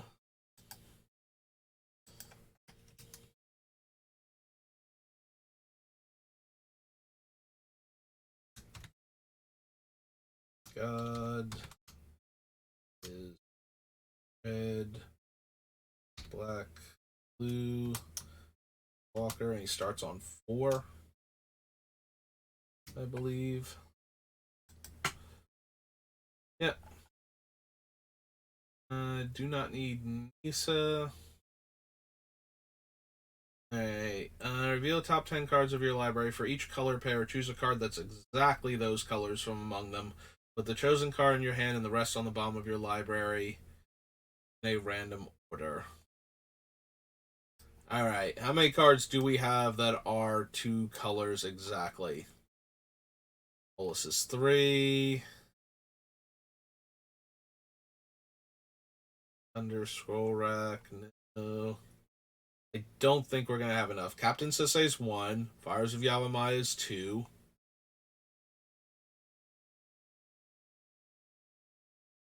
Bladewing is 3. Those. Yojins. Those are Angel of Despair. Debtors now, we're up to 5. I think it looks at both halves of supply and demand now, so that would be a no. I believe that's how that works. I could be wrong, but I don't think so. Una's 6. None of the ultimatums count. Those are Mr. Sphinx, Bolus again, Carthus, Nexus. Nope.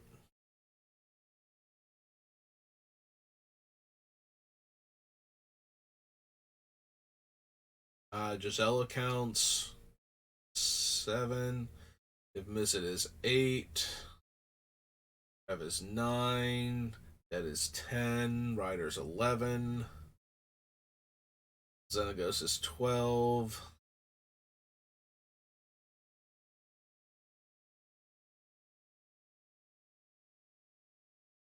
That Omnath is 13.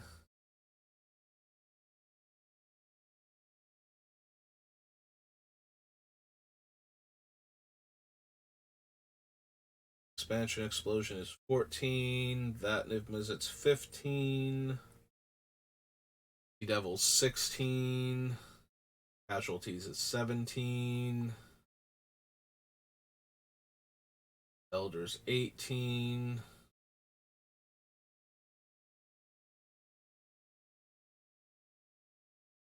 Gantha's 19.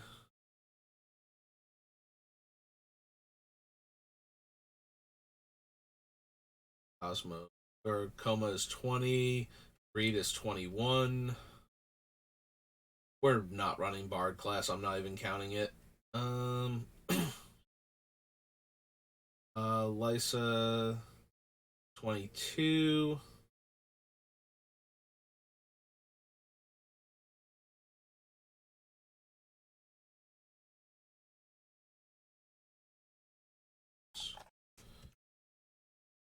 We're out of Drawbacks 23.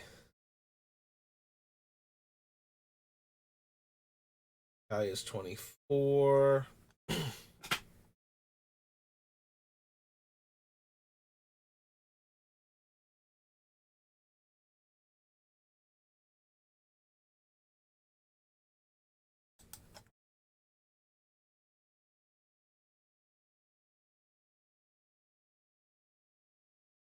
No. No. No. No.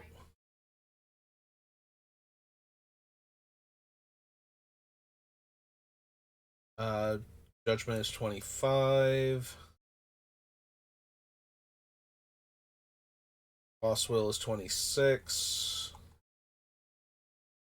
So technically we have 26 cards on the list.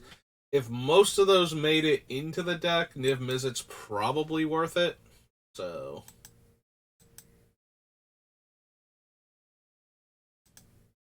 but we do need some number like that for him to be worth it. Otherwise, we're not likely to hit with him to begin with, so is just Wooburg for a Dragon Avatar 6/6.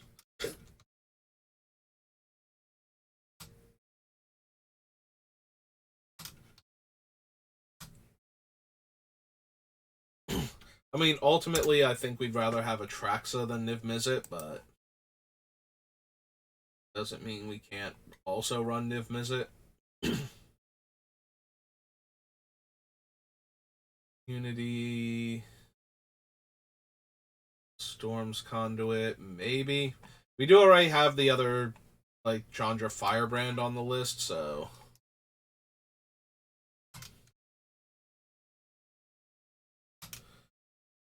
Conduit, Red, Planeswalker. I think he starts on 4. Check that. Yeah. How's Outburst? No. Rolus technically meets our requirements, but I don't need his Proliferate.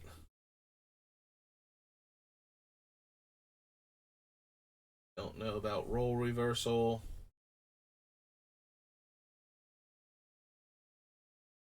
The problem with a card like Role Reversal is you want some mediocre cards of that type, or tokens or whatnot that you can exchange for real cards.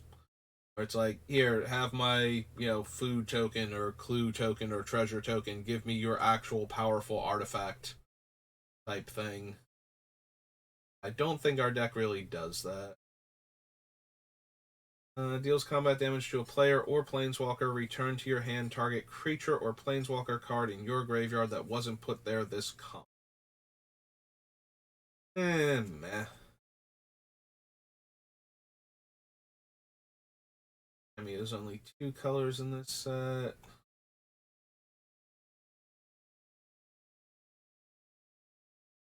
Don't require an extra, like, Time Wipe requires an extra of that color, but I don't think we need it. Although it would let us bounce Niv Miz, or not Niv Mizzet, Omnath and recast him after Wrathing. Some of your friend to wolves.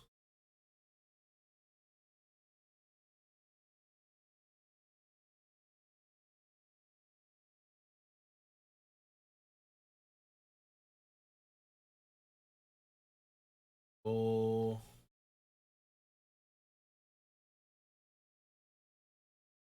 Oscar. Mass 2, then the Army U mass deals damage equal to its power to each non-army.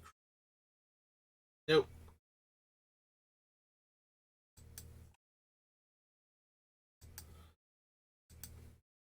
War of the Spark. Weatherlight. Almost done.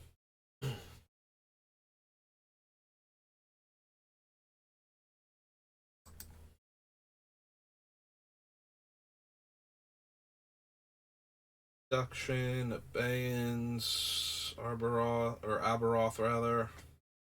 Their Flash. Wolves. Silence.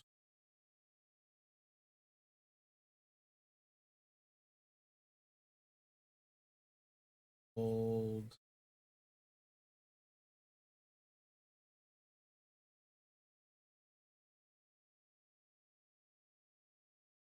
Good old Doomsday.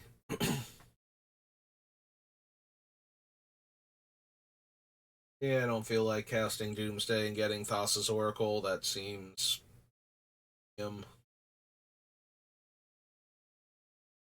certainly something we could do, but I don't think we need Infernal Tribute in this deck.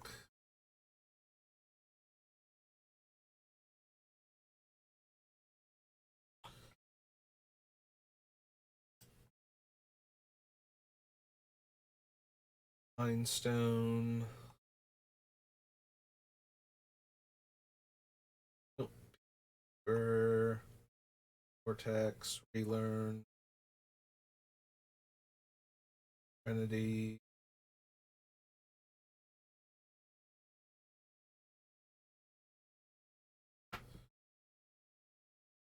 RF.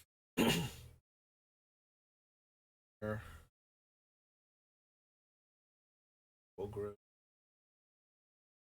Wave of Terror. And okay. Down to the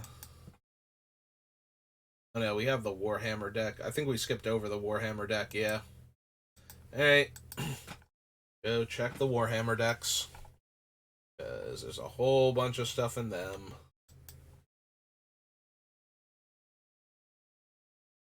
Let's see. Choose a creature type. Get +1 and indestructible.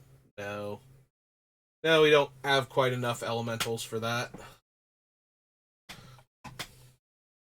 And I definitely want to protect Omnath. Like, yeah, we can choose dragons and just let Omnath die or something to a Wrath, but I think I'd rather have maneuvers and crescendo. Flying lifelink, healing tears. Of life you gained. Create X2/2s, exile it, create X2/2s. Only if you control no creatures and only during your turn.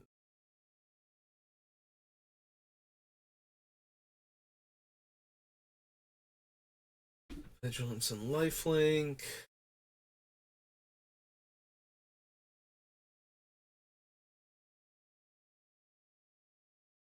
Yeah, I don't think so.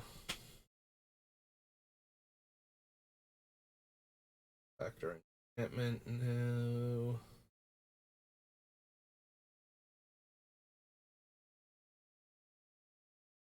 One counter on each other creature you control.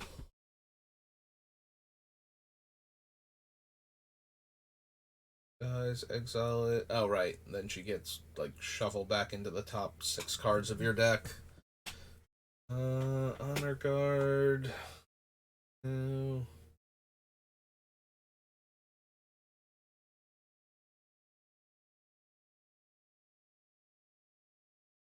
No. With infection counter dies, you create a token that's a copy of that creature, except it's a. Well, in addition to its other types, rather.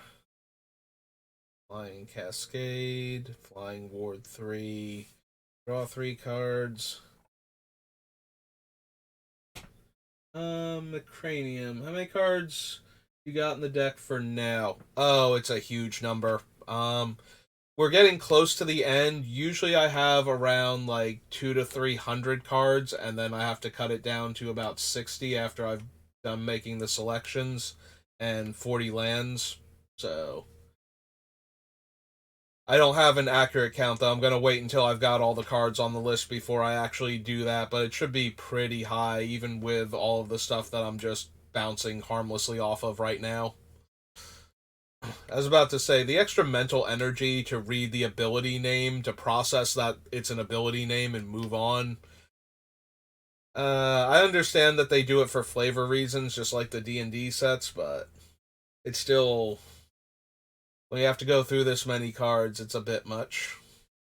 Counter target instant, sorcery, activate ability, or triggered ability.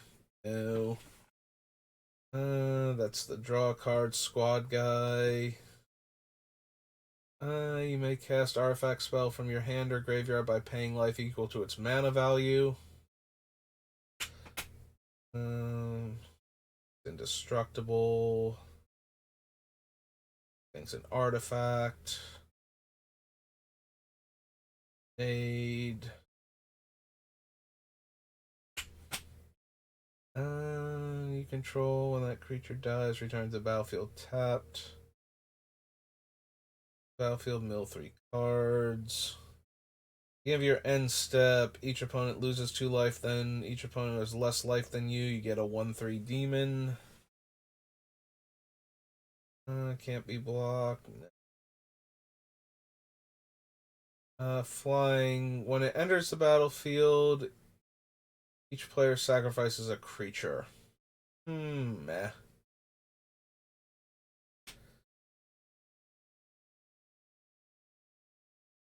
Sacrifice it. Return all legendary creature cards from your graveyard to your hand.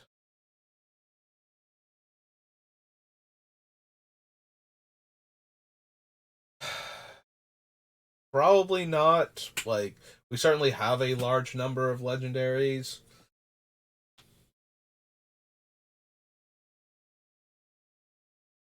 Oh yeah, no, that is one of the fun things about it. Until we get down to about somewhere between 80 and 100 cards, then it starts becoming, but I love all of them. I can't choose which one of my children gets to go into this deck and which ones have to stay home and be sad. But yeah, actually going through it and figuring out what the deck is going to look like, because we have so many different things going on with a 5-color commander that wants to do all of the things at once. So some of the sub themes are just going to go outright, and some of them are going to cling for a long time before I finally figure out exactly what I want to do with Omnath, besides cast big bomby spells for less mana or ahead of schedule more accurately.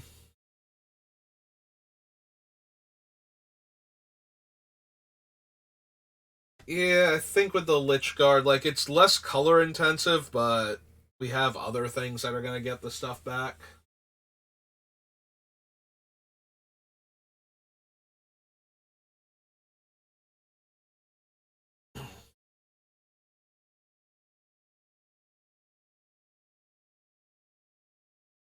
Yeah. So destroy all creatures with power less than that creature's power. Eh. At the beginning of your end step, pay X. Make that many 2/2s with menace. Can't be greater than the amount of life you lost. Battlefield, destroy up to one target creature. Target player mills 3. X life. Target creature card from opponent's graveyard onto the battlefield under your control, then exile that player's graveyard.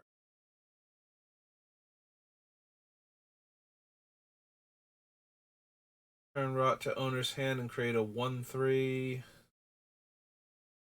2 Eon counters on it, then mill cards equal number of counters. Nope. Would gain life, they lose life. The battlefield, search your library for a swamp, for a basic swamp. Poxwalkers can be cast from the graveyard. Destroy target creature. Creature's opponent's control get -2/-2. Or another non-token creature you control is put into a graveyard from the battlefield or is put into exile from the battlefield. Loses 1 life, you gain 1 life. Right, it's that thing. Create 2 of those guys. It has on Earth. Dies, deals 1 damage to any target. Battlefield with a 1/1 counter on it for each creature that died this turn. Hey, well, at least the 2 shards. So what do the shards do again? 8/8 flyer. Enters the battlefield. If you cast it, target opponent loses half their life, and you gain life equal to the amount of life lost this way. That is mildly tempting at potentially 5 mana. And the other one is attacks. Each opponent sacrifices a non-land permanent. Whenever an artifact is put into a graveyard from the battlefield or is put into exile, put 2 1/1 counters on Shard of the Void Dragon. I mean, at that point, I'd probably rather have Thraxamundar, although Thrax does not fly. But he does limit them to creatures. Yeah, I can see Shard of the Nightbringer working, because we might be able to cast that super early. Alright, so... Hammer. About 40k. No matches. Search bar, you are killing me then. What did I call it that I can't find the thing? Or did I accidentally split Warhammer into 2 words? Pretty sure it's 1 word. Commander. Yeah, Warhammer. Don't you start with me. Good search bar. Killing me. Alright, Shard of the Nightbringer. Night. Was 5 triple black. Whatever that is, 8/8. So 5 black, black, black. 8. Okay.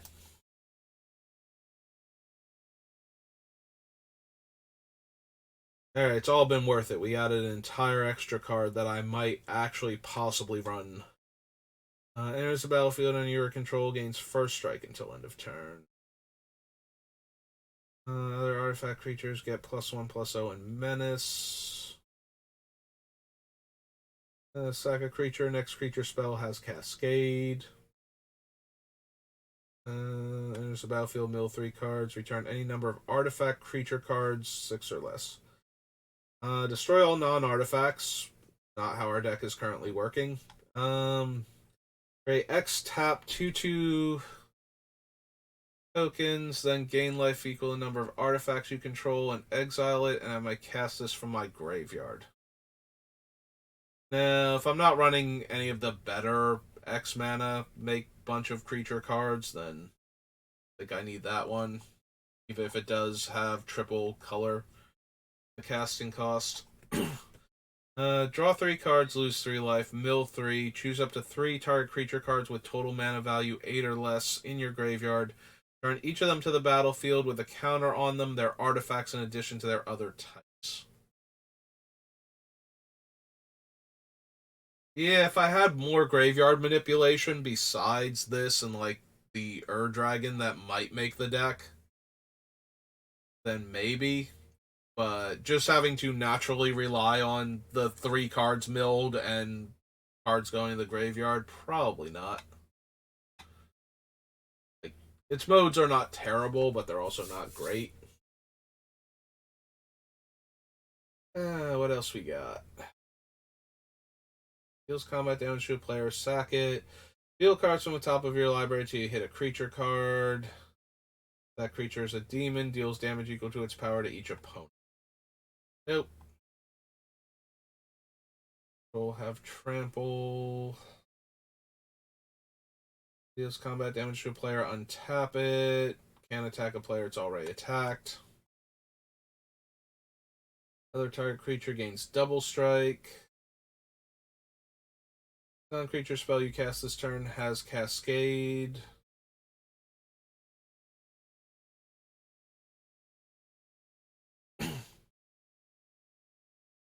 The battlefield deals X damage to each player and each other creature. Nope. Demons have haste and cost 2 less. First strike, haste, cast a spell from anywhere other than your hand, deals damage equal to that spell's mana value to target opponent. I knew we were consistently casting off the top of the deck. I might actually want something like that.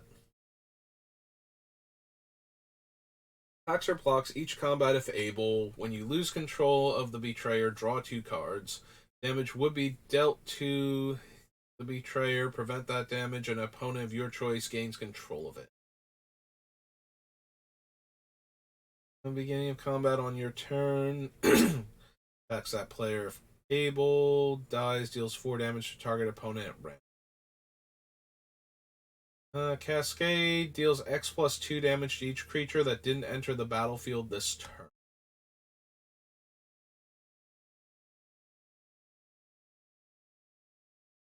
Cascade enters the battlefield, deals damage equal to the number of spells you've cast this turn to any target.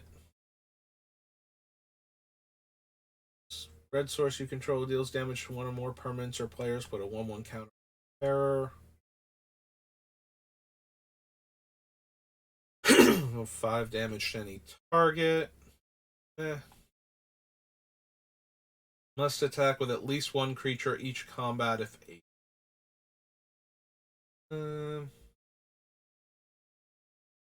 Trample. Aberrant deals combat damage to a player. Destroy target artifact or enchantment. Woman of any color. Creature spell enters with a counter. Counters on an equip 3. The battlefield distribute X11 counters among any number of other target creatures. Creature you control +1/+1 for each 1/1 counter on it. Move X, add X mana. Additional cost to cast a spell, you may remove any number of 1/1 counters. The spell costs 2 less. Vigilance Reach, Ward 2. Can't be blocked by creatures with power 2 or less.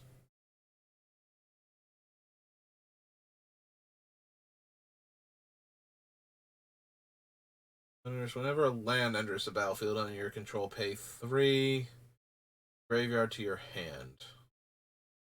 No.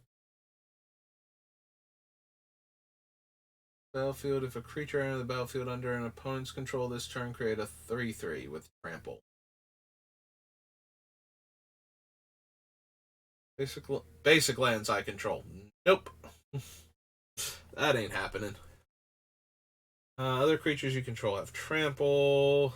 There's a battlefield, make a 5/5. Beginning of your pre-combat main phase, discard 2 cards from your graveyard to your hand. 2 counters, attacks. You may remove a 1/1 counter. Search your library for a basic. Nope.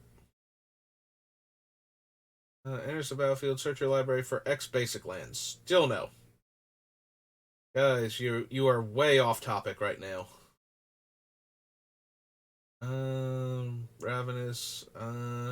Dies create a number of 1/1s equal to its power. Nope. Deals combat damage to a player, create that many 1/1s. Nope. Reach, Death Touch, all lands have tap, add 1 mana of any color, and lose all other abilities. Oh, that's also all lands, so our opponents also get to fix their mana. I think I'm fine. 3/3s with trample equal number of opponents you have. Creatures you control with counters on them gain hexproof and indestructible. Alright, on to the gold cards. First Strike, Menace. Whenever a creature an opponent controls dies, that player loses 2 life. Trample, Haste. Deals combat damage to a player. Search your library for a basic. Nope. Ultima Founding. Tap 2 untapped artifacts you control. Make the 2/2 White Warrior token with Vigilance. Tap X untapped creatures you control. Top X cards of your library. Deal an artifact card, put in your hand. Alright. Create a 2/2 with Vigilance for each opponent. Each opponent sacks a creature. Draw 2 cards for each opponent who controls fewer creatures than you. Yeah. 1 less to cast for each creature that died. Discard your hand, then draw 8 cards. 8 damage to each opponent. Exile blood for the Blood God.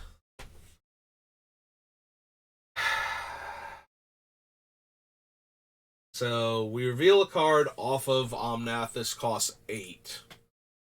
Then if other things have died, discard your hand, draw 8 cards, deal 8 damage to each opponent, and exile it. Not the worst offer I've ever had, but I think it's still a bit too much for this deck. We're not killing enough creatures fast enough for it to get down to a low casting cost. Alright. Flash. Enter battlefield tapped as a copy of any creature, except it has destroy up to 1 other target creature with the same name. Enters the battlefield or dies. For each opponent, choose a non-land permanent that player controls and destroy 1 of them at random. Selling number of target creatures controlled by different players. Controller reveals. Will they reveal a creature card? Nope. Alright, Commissar. X. Each opponent loses X life, where X is a number of other attacking creatures. Sacrifice another creature, gain 2 life, and draw a card. There's a battlefield, create a 1/1, or number of 1/1s equal the number of opponents you have. Attacks, creatures you control gain Death Touch. Protection from Robot. Oh, right, this guy. 1 player draws a card, another player makes a 4/4 robot. Flash, Haste, creatures you control that entered the battlefield this turn have double strike. Counter target spell, activate ability, or triggered ability. Its controller loses life equal to the number of creatures I control. Not quite. Don't think we have enough creatures normally for that to be a factor. Enters the battlefield, exile up to 1 target creature. Equipped creatures have menace and +X/+O. Oh, and it is a equipment. I'm sorry, I read its like the title of its 1 ability as its name for some reason. library attacks. You cast a spell with mana value X or less from your hand, where X is the number of attacking creatures. Nope, not quite. Not gonna work for this deck either. Non-land permanents your opponents control lose indestructible until end of turn. Destroy all non-land permanents.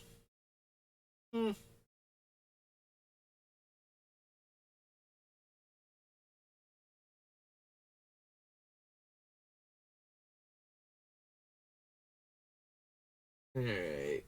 First, Tyrannic War. Probably close enough. You may put a creature card from your hand onto the battlefield. If its mana cost contains X, it enters the battlefield with a number of 1/1 counters on it equal to the number of lands you control. Double the number of each kind of counter on target creature you control. Nope. Flesh's Weak enters the battlefield. Put a 1/1 counter on each creature you control. Creatures with counters on are artifacts. Non-artifact creatures get -1/-1. Meh. I'd rather just run Norn or Ethereal Absolution at that point, I think. Although neither of them are helping for the three mana symbols thing. Beginning of your end step, creature entered the battlefield under your control. Create a 1/1 gargoyle with fly. Mr. Starn. Haste. You may cast Hellroot from your graveyard by exiling another creature card from your graveyard in addition to paying its other costs. Alright, for each opponent, gain control of up to one target non-legendary creature that player controls for as long as this remains on the battlefield. Draw a card for each creature you control but don't own. Starting with you, each player chooses a creature. Destroy each creature chosen this way.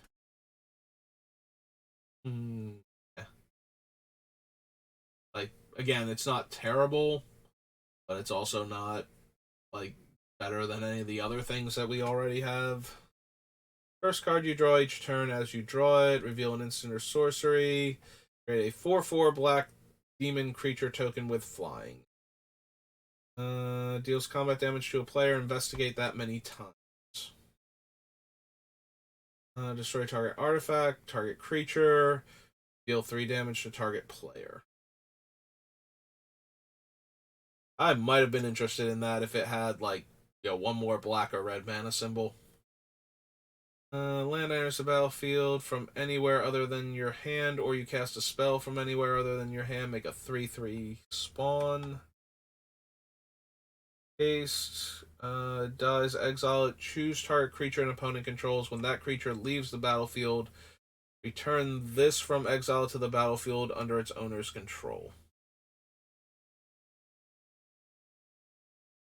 Flying. Instant sorcery spells are 1 less for each creature token. Deals combat damage to a player, make a token.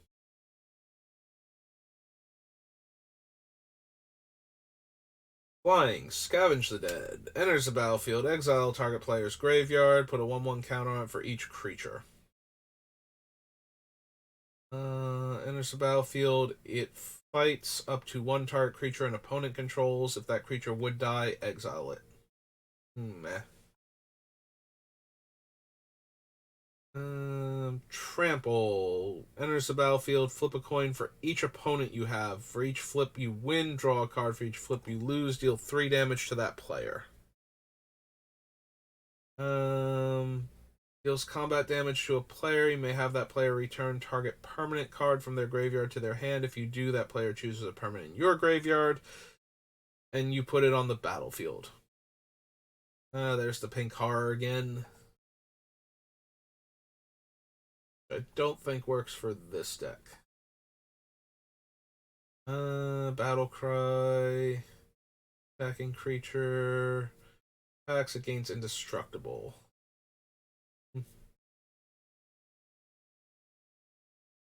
Flash. Ravenous. Enters the battlefield. Target creature attacks target opponent this turn if able.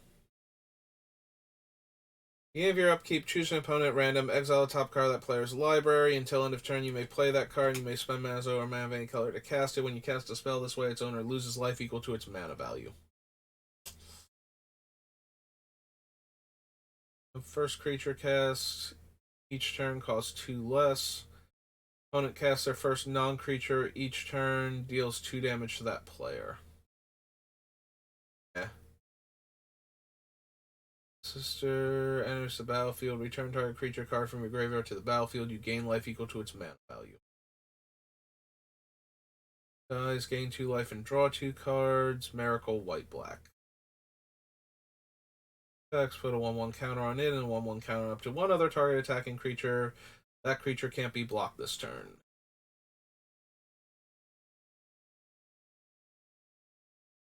Roll deals combat damage to a player. Make a 1/1. Flying. Evolve. Other creatures you control have evolve. Deals combat damage to a player. Copy the next instant or sorcery spell you cast this turn. When you cast it, you may choose new targets. Flying, Death Touch, Hexproof. Flying, Haste. Other creatures you control with counters on them have Flying and Haste. This is the last colored spell from the set, and I thought we had more options from these decks. I thought there were like 1 or 2 like big 3-color things, but I mean we saw a couple of them, but enters the battlefield with X/1/1 counters on it. If X is 5 or more, right, that text. Flying Ward enters the battlefield, deals X damage to any target. Enters the battlefield, exile graveyard, create a 1/1 colorless insect. Their non-token artifact creature or vehicle dies, draw a card. Enters the battlefield from a graveyard, exile target non-land permanent. It's the Wraith again. Because cards in your graveyard cost 2 less to activate. Other artifact creatures you control have hexproof. Gain Unearth 3. Don't care about the throne. Truck, the Rosette, Night Paladin. At least these ones I vaguely remember from all the other times we've been through this set. Had to look at them. 5 damage to each opponent. Scepter. Oh, we do have some big, like, 3-colored stuff. Alright. These have got to be the face commanders then. I don't know why they're numerically below the rest of the set, but okay. 1 or more artifacts leaves your graveyard. Create 2 2/2s. Begin combat on your turn. Target artifact gets +2/+2 and gains menace. Alright, flying. Enters the battlefield, you draw X cards and lose X life, where X is the number of demons you control. Whenever another demon enters the battlefield under your control, deals damage equal to its power to any target. You don't have enough demons for that, so. Beginning of combat on your turn, put a 1/1 counter on target creature. Add 2 colorless when you cast your next spell with X. Its mana cost and ability with X and its activation this turn. Copy that spell or ability. You may choose new targets for the copy. So that works with Exsanguinate, Debt to the Deathless. If we want to run Consume Spirit, that also has an X in the casting cost. But I think those are it.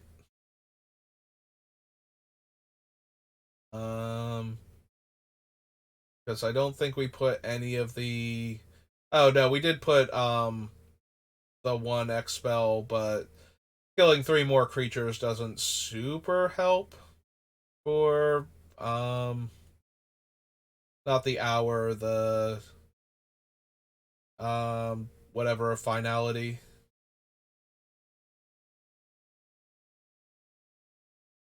Hmm.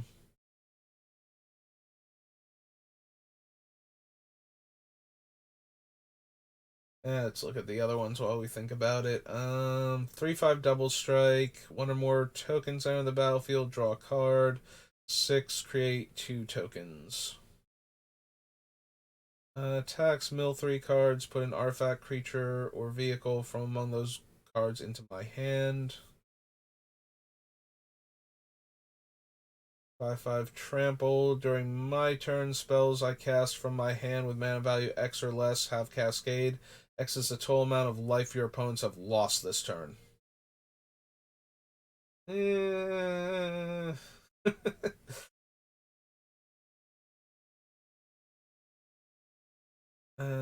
Human Inquisitor. Other creatures you control get +1 in Vigilance.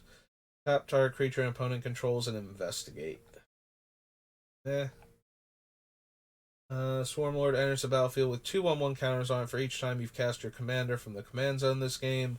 Whenever a creature you control with a counter on it dies, draw a card.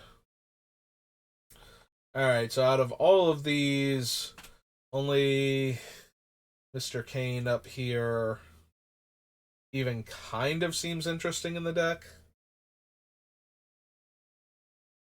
Unfortunately, I think we're going to have all of like 5 X spells, and while they're all really potent, and most of them would do even better if copied, I don't think that's a good enough reason to run this guy in the deck, and I don't really care about putting a 1/1 counter on one of my guys each turn. Although he does just tap for 2 colorless, like it doesn't have to be on an X spell, it's just if it is, then I get to...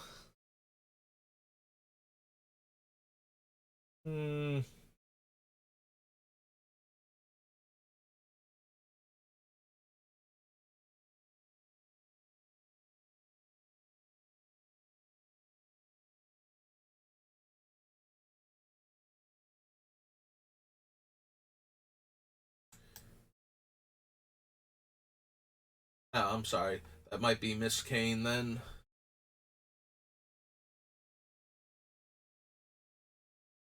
Sorry to all the Warhammer players I just ostracized.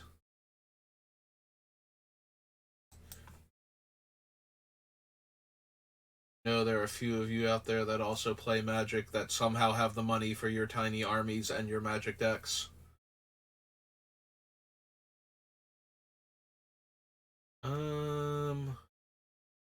Do I want her? Beginning of combat on your turn, put a 1/1 counter target creatures. Make 2 colorless mana. That then stays with me if I need it to.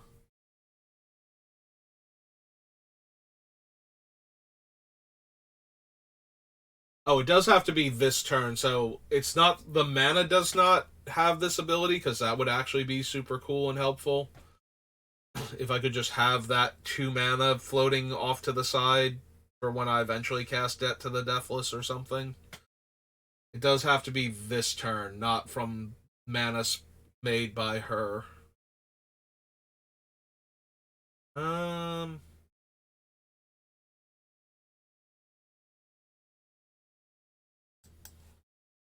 So maybe I'll consider her. I'm spending so much time considering her, we might as well put her on the list.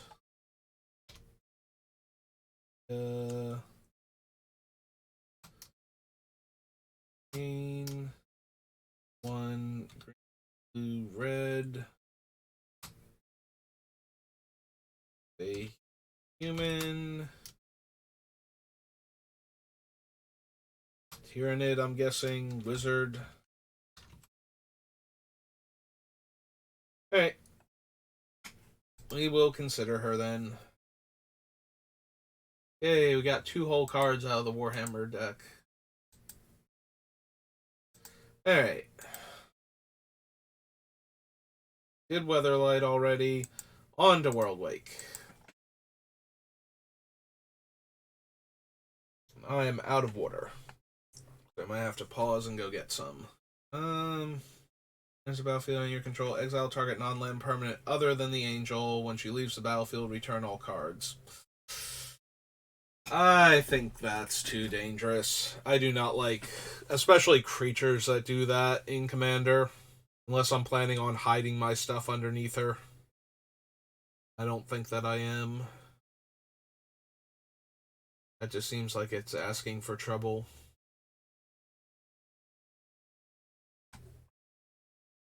Action. Comet Storm.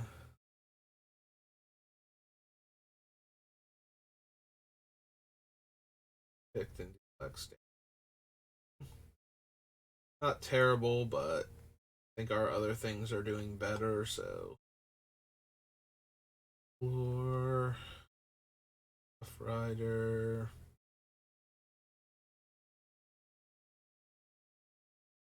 Based on allies, so no. Hi, Jace. Hi, Jace. Although Jace does let me control what the top card of my deck is, but I can't activate him in response to Omnath's trigger. Like, there's no point in time where I can activate Jace where... So I'd have to draw 3, put the one I want on top, and then the card I'm going to draw before that on top of that one. It is still a repeatable brainstorm until he dies. I guess we will put him on the list. Like, he doesn't work that one turn, but theoretically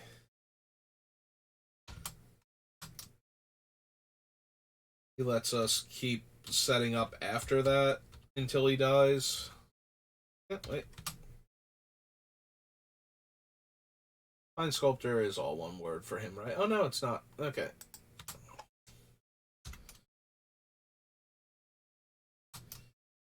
Two blue, Planeswalker for loyalty. Fine, Jace, you're on the list. Leatherback Baloth, no.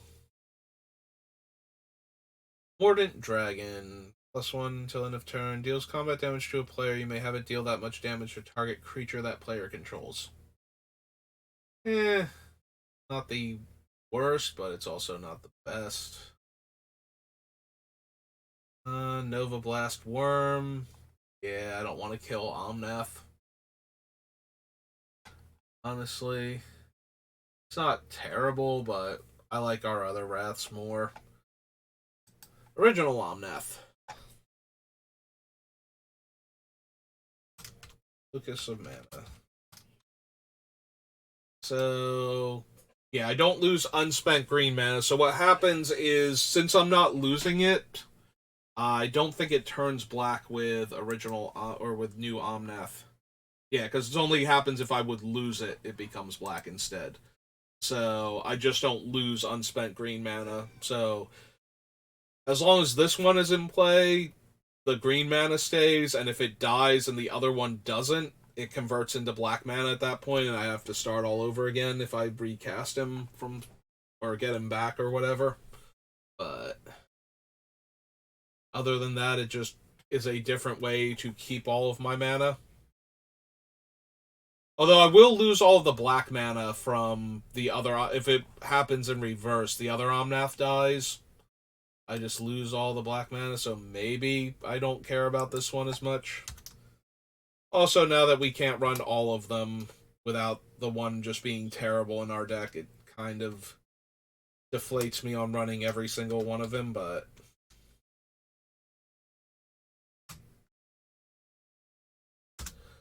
You can at least go on the list, and we'll see. End of the day, probably not worth running because of that. Like, I'd be better off with the green-blue god, I'm forgetting its name. Krufix. I'd be better off with Krufix. I think she's... Like, just turning it colorless and her being indestructible most of the time, probably better. The kicker. Choose another for each time it was kicked and put X counters on each of them. I don't think. Rastodon. Briar. Ah, there we go. I can try and cheat in Rexiel. Island Walk, Swamp Walk, deals combat damage to a player. It casts target instant or sorcery card from that player's graveyard without paying its mana cost. It's okay. It's slightly better than some of the other big dumb creatures, but Probably we're not going to bother with him. That was World Wake. So Zendikar, then other Zendikar, and other Zendikar's commander deck, and we're good. Well, we are running all of the fetch lands, so there's our Arid Mesa.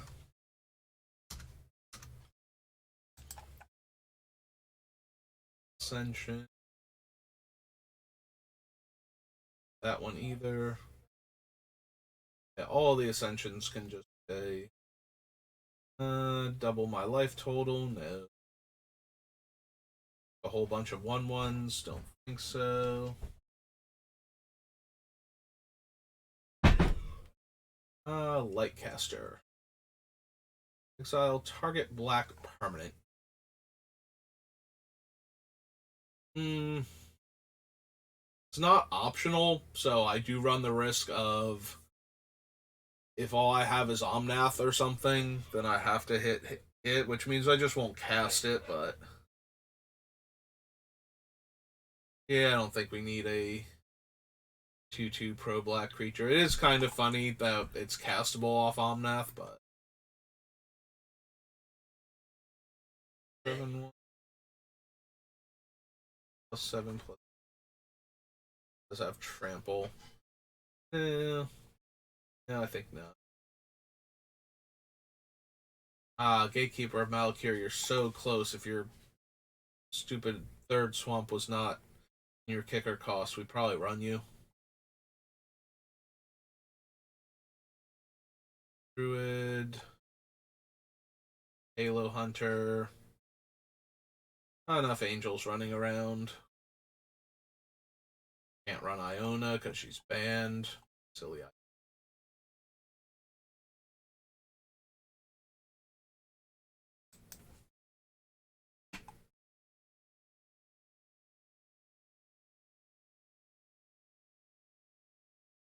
Ball. Lorthos. They pay 8. Yeah, I don't think so. Fun as he would be, I'm not going to have 8 mana, so he's even more of a big dumb creature at that point than normal. No bite. Nisa. Obsidian Fireheart. And then it deals 1 damage to them. Keeps burning. Do we want the Oracle of Moldaya at all? Maybe.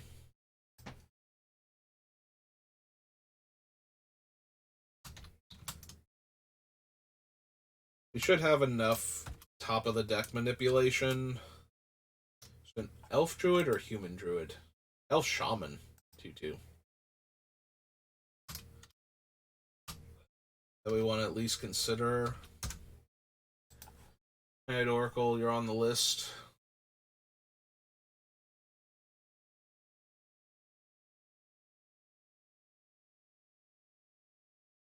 Quests for things. Rampaging Baloth. Ravenous Trap. Royal Elemental. Yeah, I'd probably wind up just getting the Royal Elemental killed. Similarly to stealing or to putting things our opponents control underneath our cards, but not quite as bad because we don't re-trigger the comes into play effects for them. We get to play with them for a bit, so maybe we can kill them off. Without having a sack outlet, just in case. Seems kind of mediocre. There's our Scalding Tarn.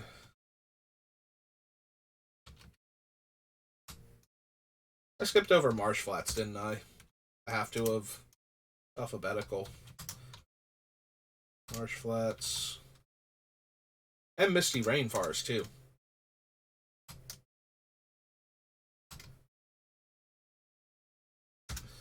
Alright.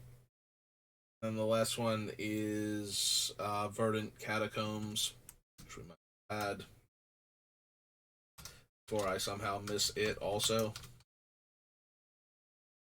I think I have room for an extra land in this deck. Which I don't. So many of the land spots are spoken for. If you control 5 or more lands, put 4 counters on it. No.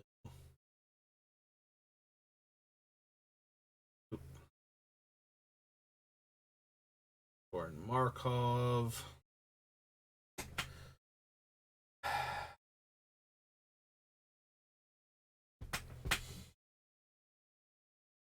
Like, we already have the Sphinx Magister to set somebody to 10. If somebody's going infinite with life gain to try and just be arbitrarily out of reach of any deck. I don't think we need two of those effects. I think Soren is less impressive overall. I suppose not. Sorry, Soren. I don't think he's going to accept my apology. Guy holds a grudge like nobody's business. Can't be countered and trample. No.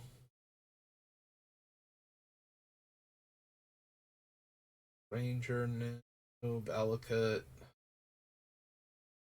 Burden Catacombs. Instigator. World Queller. Nope. Okay. That was that Zendikar. Now for this Zendikar.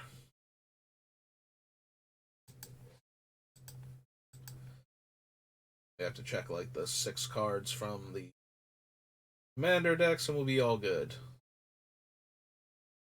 Return. Oh, but the Crypt is on the back side, right? Like, or no, Crypt is on the front. Crypt is on the front, right? Like I'm sorry. Agadeem's Awakening is on the front. Under Crypt is on the back. Okay, so it is the spell on the front side. Graveyard to the battlefield. Any number of target creatures that each have a different converted mana cost X or less. That's not terrible. Normally I would take it because I'm going to count it as a land, but we do not have room, actually, for lands. So, and the effect, while okay, and allowing me to play it as a land isn't really, like, super good. So, yeah, I don't think it's actually going to make it.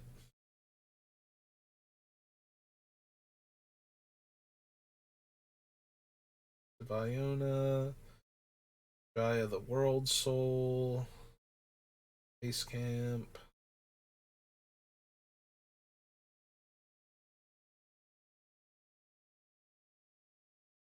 Barracks. Founding Conundrum. Does only affect opponents, right? Like, we could run it, but no. Run on no. Various Call. Yeah, that one's even less likely to make it into the deck. Like, we do not have the room for any of these things, and their effects aren't quite good enough to justify them going in as spells that can double as lands, like putting them in the spell slot instead. So, like, technically we have room for one, maybe two of them, but yeah, we're not running the inscriptions.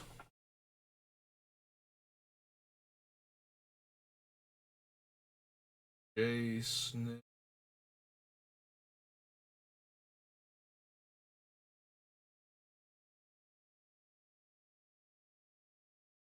Don't lose unspent red mana. Does I can pay any amount of red to deal that much damage.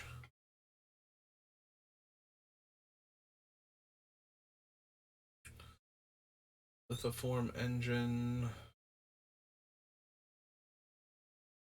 Yeah, I don't think we actually want Lithoform in this deck. Despite the fact that we could probably spend the extra mana to copy the things most turns. Gain control of target creature with mana value X. Yeah.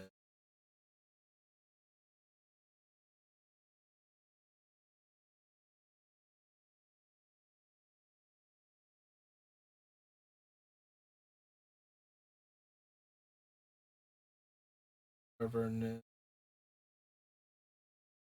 Rag.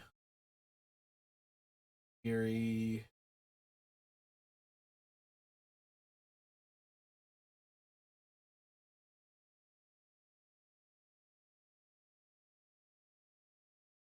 Alright, so here's 4 color Omnath. So he enters the battlefield, I draw a card. Landfall enters the battlefield under your control. Gain 4 life if this is the first time it's resolved. If it's the second time, add 4 mana. If it's the third time, deal 4 damage to each opponent and each planeswalker you don't control. And we are running 10 fetch lands, so getting the second one consistently is pretty easy for this deck. So, yeah. Out of all of the Omnaths, oops, we have to go to the other, not World Lake, other Zendikar. Nope, other Zendikar. There we go, that one. That's the one. So Omnath Locus of Creation.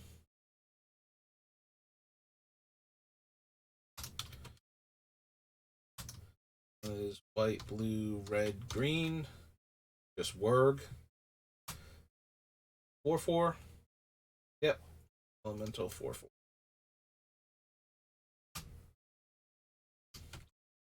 Alright. Sky Hierophant. No. Byleth, definitely not. None of our lands are basics, except for 5 of them. That seems way less.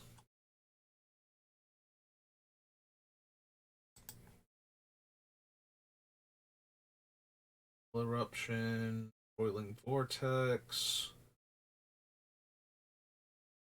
Scoot Swarm, Negate Restoration, no.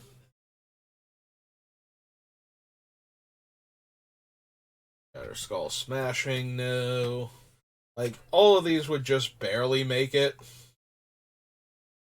with how much mana I think the deck can produce, but I don't think any of them actually do because of that. Again, maybe 1, possibly 2. If I really super wanted to.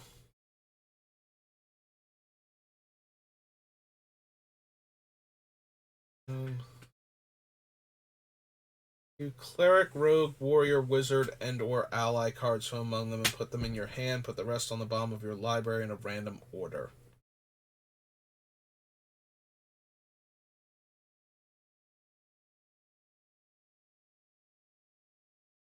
So she's the 4 other colors of mana. Cleric, rogue, warrior, wizard. Because I don't think we have any allies. I don't think I have all of the game text either, fortunately. So we have 3 clerics. The 2 Kalias and Macias.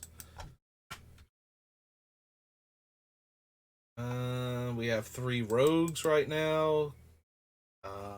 Cormella, Tivit. Oh, we have 2 rogues. Alright. How many wizards? Because we have the Nivs. Joda, Rada Drabic. We might have 10 total. Yidris is 3. Magus is 4. Maga is 5. Teferi 6. 7.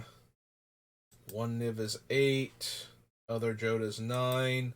Other Niv is 10. So yeah, we might have a couple more after that. Cleric, Wizard, Rogue, Warrior. We have no warriors right now. Yeah, it doesn't seem like enough for Tazri. Even if we had like 4 or 5 more, which we might. No to Turn Timber. For each mana that was spent on it, and it copies kick spells, so no. Alright. And one last thing to check. Then we'll have our baseline. So, Zendikar, Rising, Commander. Alright, give me the 5 or 6 new cards from this thing. Because it wasn't many. Landfall. Exile target permanent with mana value 3 or less from your graveyard. Dies. Put each permanent card exiled onto the battlefield under my control.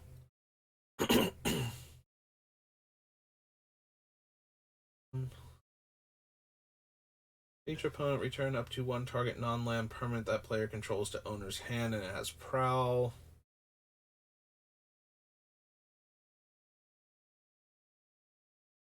Care about the dagger. Land enters battlefield, goad each creature target player controls. Beginning of combat on your turn, up to one target land you control becomes an XX elemental with haste. X is this guy's power, landfall. Put a 1/1 counter on target creature. Meh. Other rogues get +1/+1. One or more rogues deal combat damage to a player. That player mills a card for each 1 damage dealt to them. They mill at least 1 creature card this way. I draw a card. Alright. So, no to those. 1, 2, 3, 4, 5, 6. Yeah, there were 6 unique cards. 3 and 3. Alright. Well, that is going to do it for me for today, because I have to be to work in an hour, and we have just managed to hack through every single set to put all these cards on the list. So I'll get a count, we'll put in the rest of the game text, and then next time we will start cutting cards. Hey, so thank you to Necranium for stopping by again and chatting with us, and I will see you all next time. Have a good rest of your day.